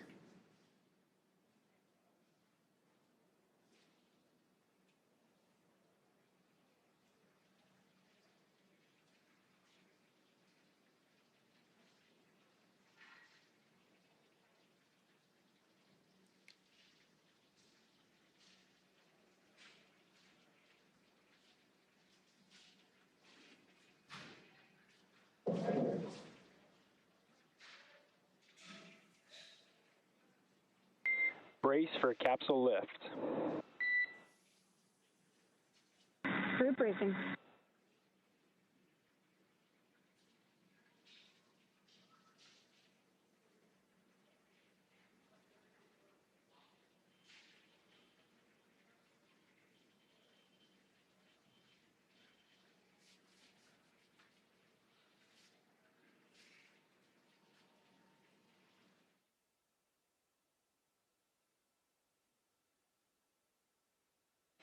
Now, as you can see, the recovery teams are preparing to lower the vessel's hydraulic lift mechanism, and that's going to bring the spacecraft into the on-deck translation system, also known as the nest.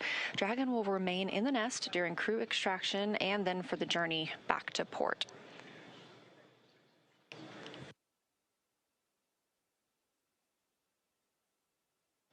Again, all of this coming right after splashdown at 2:41 a.m. Central Time, right on time, and a really expedient recovery, partially thanks to the calm sea states and great weather that is out in the San Diego area right now, but also due to the swift and very well skilled and practiced efforts of the NASA and SpaceX recovery teams.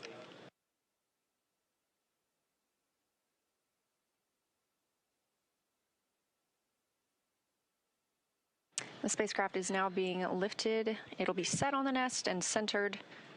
It'll be oriented so that the side hatch is facing forward for the crew to egress. It'll be moved into the hangar underneath that helipad that you see illuminated in green on the top of the ship, and then pulled towards the mezzanine area so that the crew can be helped outside of the hatch. Once open, a SpaceX medical doctor will be the first to check in on Cardman.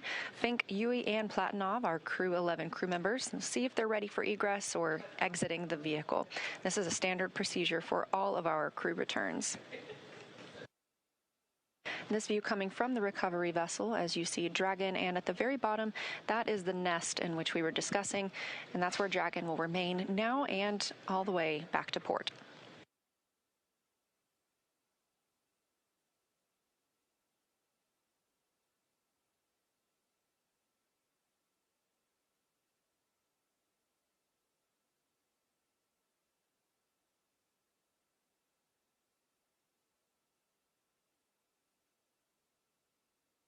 You can also see, facing forward, that is Dragon's side hatch we were discussing. This is the same hatch they used to enter the spacecraft on launch day in August. And of course, this is different from the top hatch. You can not see that because it's underneath the nose cone at the very top of the spacecraft. We've been following along all the way through deorbit burn and nose cone closure tonight. That top hatch underneath the nose cone is what the astronauts and cosmonaut used to enter and exit the International Space Station while Dragon was docked. So before we open this side hatch, the spacecraft's cabin pressure must be equalized with the outside environment. And of course, once that hatch is open, this will be the crew's first breath of fresh air back on Earth since boarding their spacecraft at the start of their journeys back in August.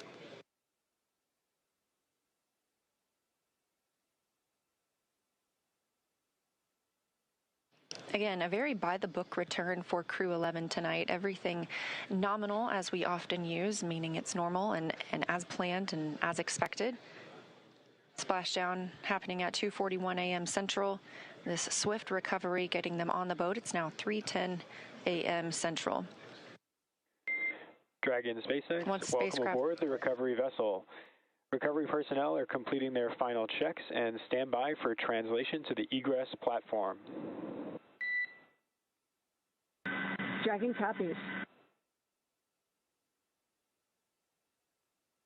Now that voice speaking with the astronauts and cosmonaut on the Dragon spacecraft is still coming from the core in SpaceX Mission Control in Hawthorne, California.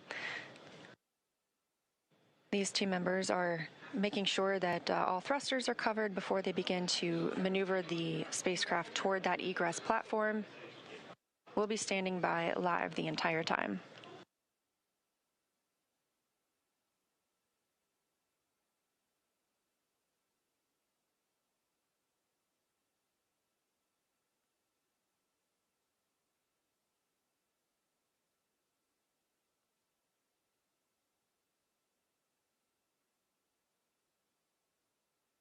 This is the 6th flight of this spacecraft. In all, Endeavour has flown 9 NASA astronauts, 3 visitors to the International Space Station, 2 Roscosmos cosmonauts, 1 retired NASA astronaut, 1 ESA astronaut, and an Emirati astronaut from the UAE to and from the International Space Station.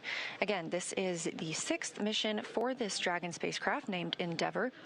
First launching on May 30th, 2020 to the International Space Station. And if you remember that date, that was the historic Demo 2 mission for the Commercial Crew Program, carrying NASA astronauts Bob Behnken and Doug Hurley.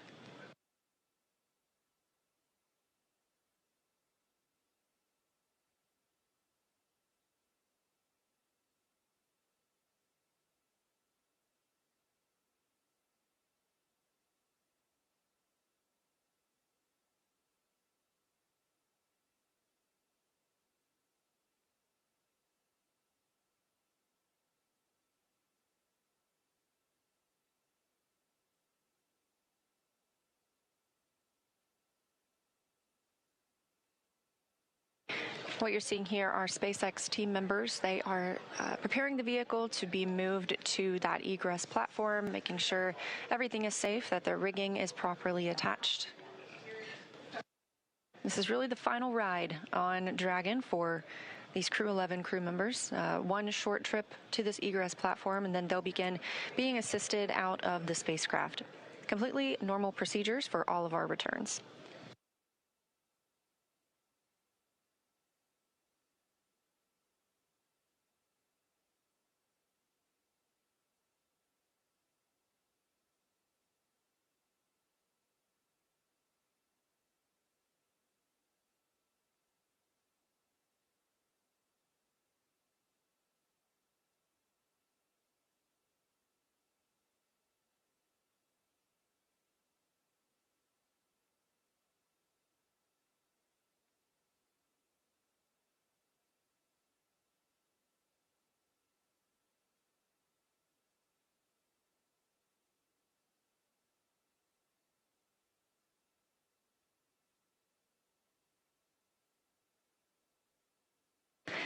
And this is a live view from Mission Control in Houston, Texas, the International Space Station Flight Control Room.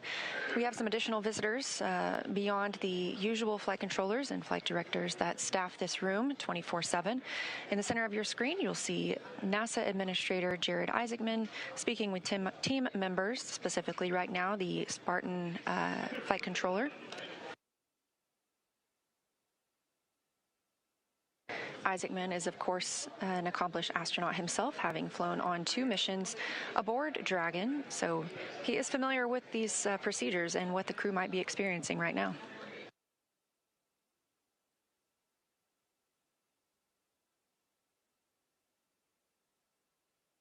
Back on the recovery ship, the teams continue to prepare to move Dragon to that egress platform. We'll get ready to officially welcome home the Crew-11 astronauts and cosmonaut.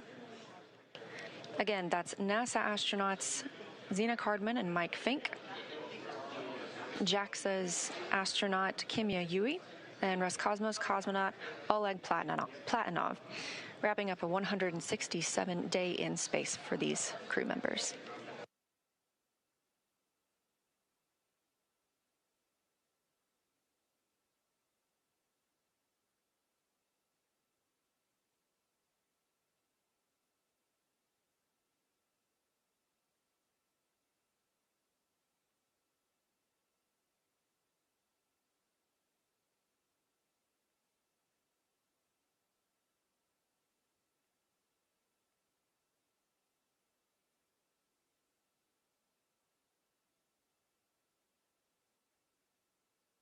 Again, if you're just joining us, thanks for tuning in. This is the live mission coverage of NASA's SpaceX Crew-11 mission returning from the International Space Station back to Earth. As you can see, this is the Dragon spacecraft, and splashdown occurred at 2:41 a.m. Central Time, right on time.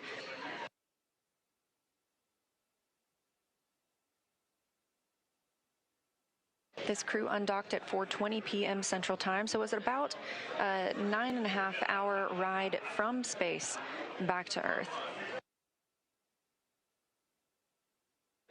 They wrapped up 165 days aboard the International Space Station, 167 days in total for this mission.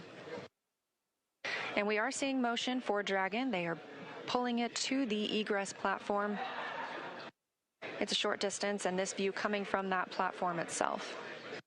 This will align it properly with the side hatch, where we will see the astronauts egress or exit the capsule.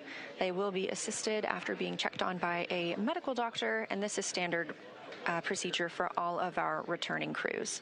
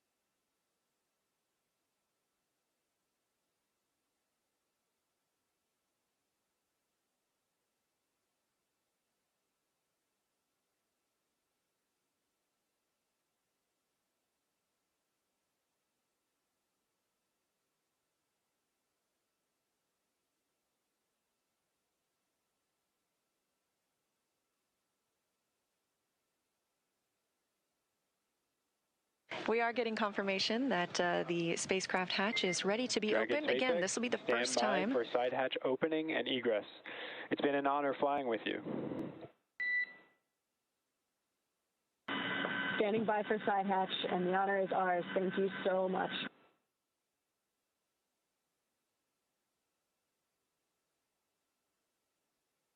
Good words from the Corps in SpaceX Mission Control to the crew. Again, with this side hatch open, this is the first breath of fresh air that this crew has gotten in 167 days since their launch back in August.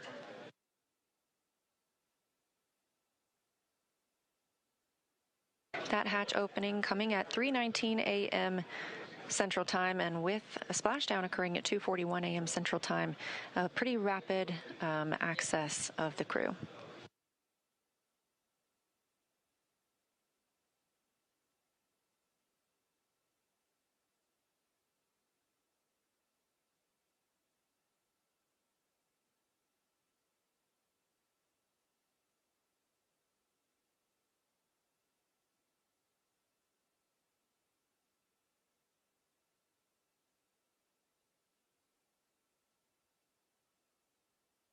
As previously discussed, the first team member to check on the crew is a SpaceX medical doctor, just giving them a once-over, making sure everyone's feeling all right and ready to exit the spacecraft. This is something we do with all crew members who return.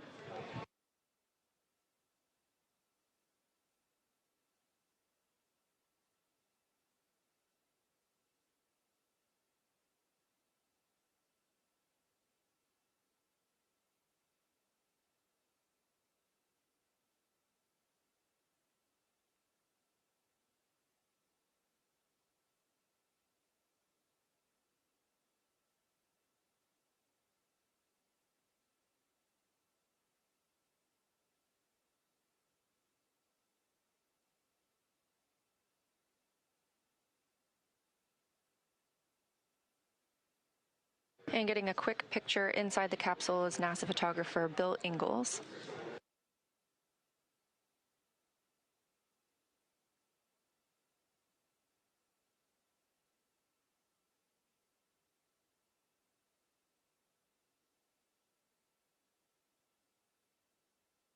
Hey, there's your live view inside Dragon Crew-11 back on Earth after 167 days in space.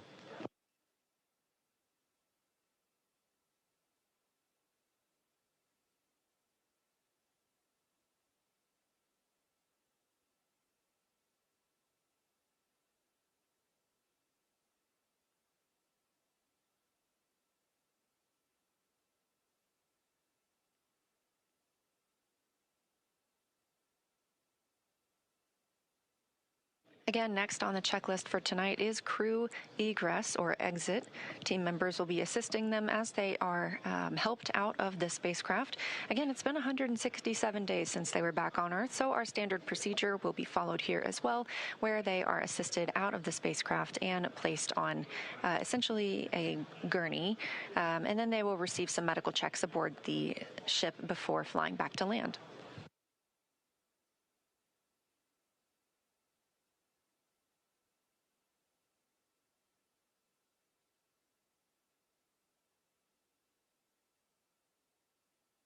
Team members inside the spacecraft from SpaceX's recovery team are helping remove some of those extra items that are in the spacecraft. You just saw the footrests being handed off.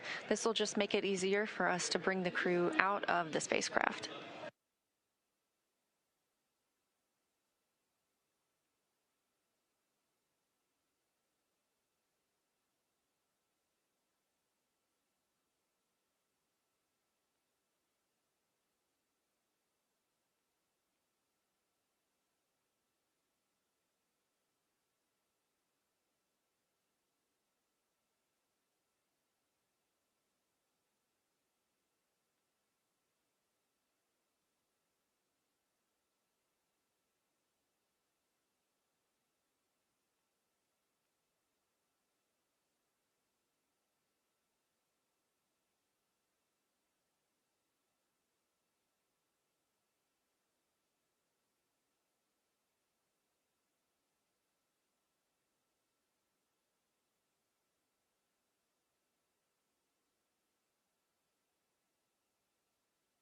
Just over 40 minutes since our crew splashed down off the coast of San Diego. Again, that coming at 2:41 a.m. Central Time. We are expecting to see them exiting the spacecraft very soon.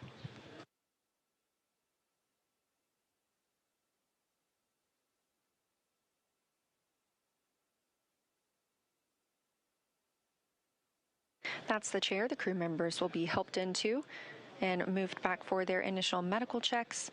Again, standard procedure for any returns on Dragon, as well as any of our crew members returning. If you've ever watched a crew return on a Soyuz spacecraft, we have a similar process where astronauts are carried from the capsule to waiting chairs and then carried again to a nearby medical tent.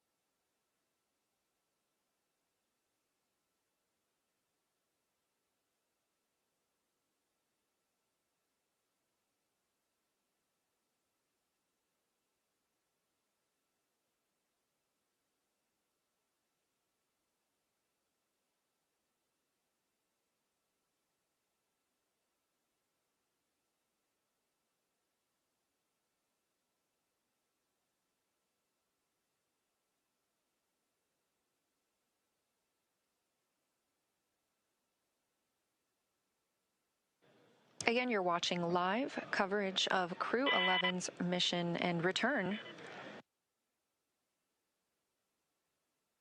from the International Space Station, having undocked at 4:20 p.m. Central Time on January 14th, just yesterday, and splashing down at 2:41 a.m. Central Time today, January 15th. We are now just awaiting the crew to be helped out of the spacecraft.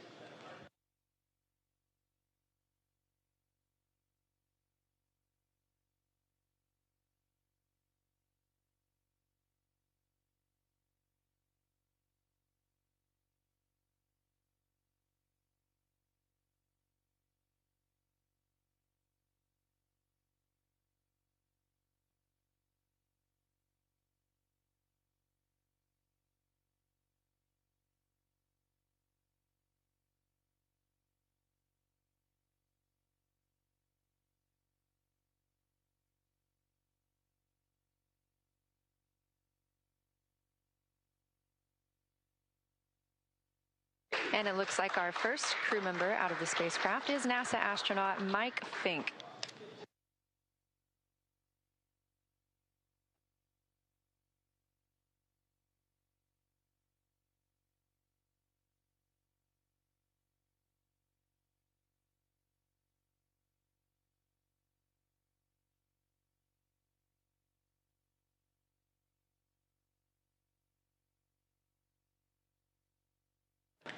Yes, that's the pilot of the Crew-11 mission aboard Dragon. Fincke now being taken to those standard medical checks.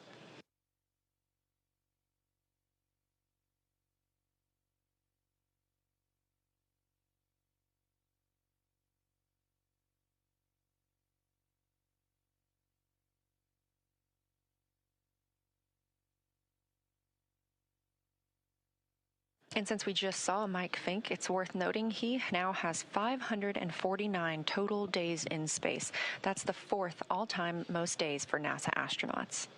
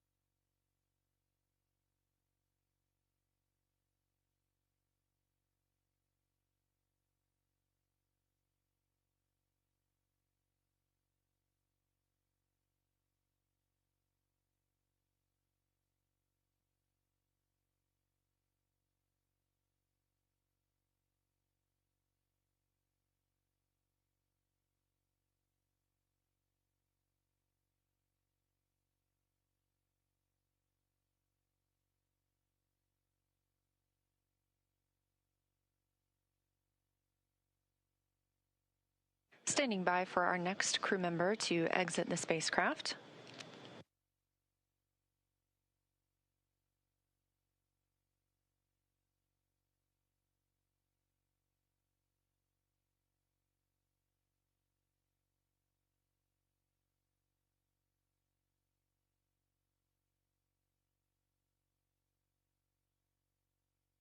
That's NASA astronaut Zena Cardman wrapping up her first mission to space, commander of the Crew-11 spacecraft.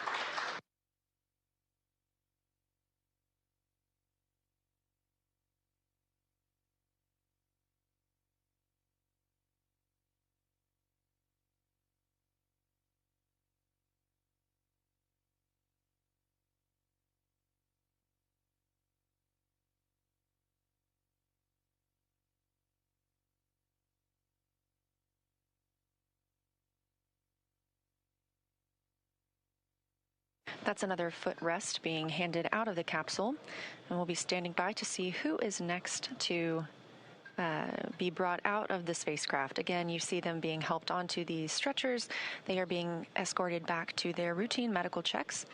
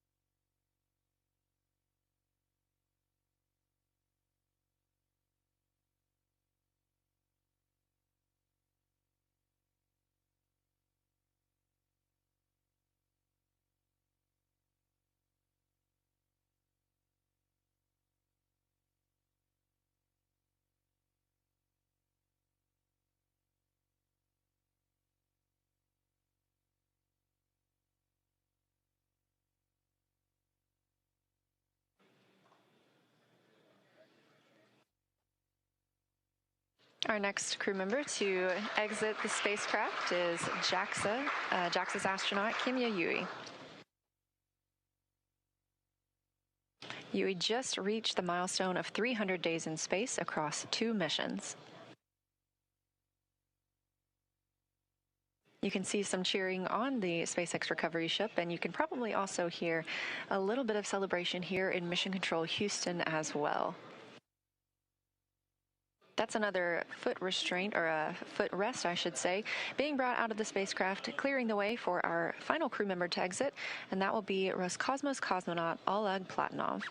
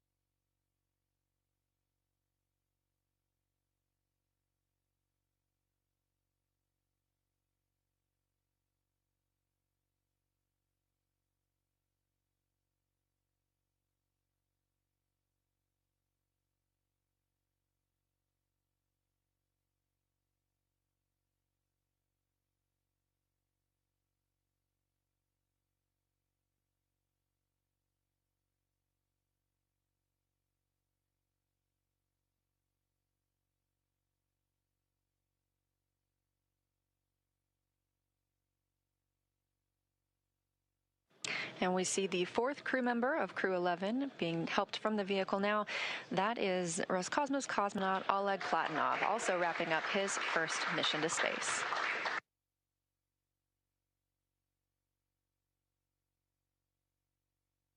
Now that NASA astronauts Zena Cardman and Mike Fincke, Kimiya Yui of JAXA, and Roscosmos cosmonaut Oleg Platonov are safely back home on Earth and getting checked out by the medical teams, we're going to wrap up our live coverage of their return. This crew's journey concludes following a launch on August 1st, 2025, aboard a Falcon 9 rocket to the International Space Station. It was the fourth flight for Fincke, who now has 549 days in space, the second for Yui with 309 days in space, and the first flight for Cardman and Platonov, who now have 167 days in space. With their mission coming to an end, the crew began packing up their research and personal items for the return to Earth last week. The Soyuz MS-28 crew, including NASA astronaut Chris Williams and Roscosmos cosmonauts Sergei Kutsverchkov and Sergei Mikheyev, remain aboard the space station and will continue their mission through this summer. Crew-12 is currently scheduled to launch as soon as mid-February and will provide more information once that is available.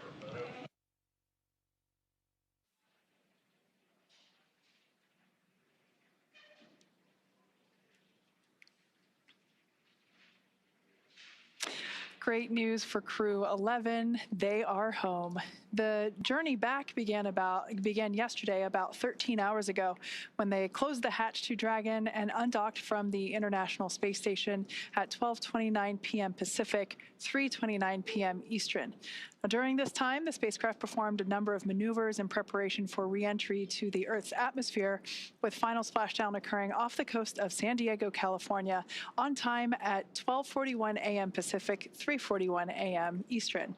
And just a little less than an hour following splashdown, we saw Zena, Mike, Oleg, and Kimiya make their way out of Dragon and into the recovery ship's medical facilities, safe and sound. We just had some great words here in Mission Control from NASA Administrator Jared Isaacman, and we are still monitoring the crew as they continue their journey back to home. So after the checkouts on the ship, the crew will be flown to a local hospital for continued monitoring and checkouts using additional medical equipment not available aboard the space station. As NASA's Chief Health and Medical Officer J.D. Polk discussed last week, the crew member is stable and we were able to monitor their condition in orbit, but we want to take advantage of resources on Earth to provide the best care possible. NASA maintains relationships with local hospitals to ensure readiness for any post-landing needs, and for this return, we are utilizing that option as part of our normal preparedness process. Afterwards, the crew members will take a NASA plane for the short flight back to Houston. They'll then be reunited with families to bring an end to this mission. Thank you, as always, for joining us for the coverage of Splashdown for Crew-11. Excuse me. Remember to follow SpaceX on X and NASA Online on social media for updates. Pardon me. Here we go. For updates for the very latest on crew and cargo flights to and from the International Space Station. That's it for us here at SpaceX Hawthorne. Go Dragon and go Crew-11. And we'll continue to share the progress of the crew on social media as they travel back home. We also have a post-splashdown news conference coming up at 2:45 a.m. Pacific Time, 5:45 a.m. Eastern Time, where leadership will share the latest updates as we conclude this mission. From all of us at NASA and SpaceX, it's been an honor. Thanks for joining, and welcome home, Crew-11.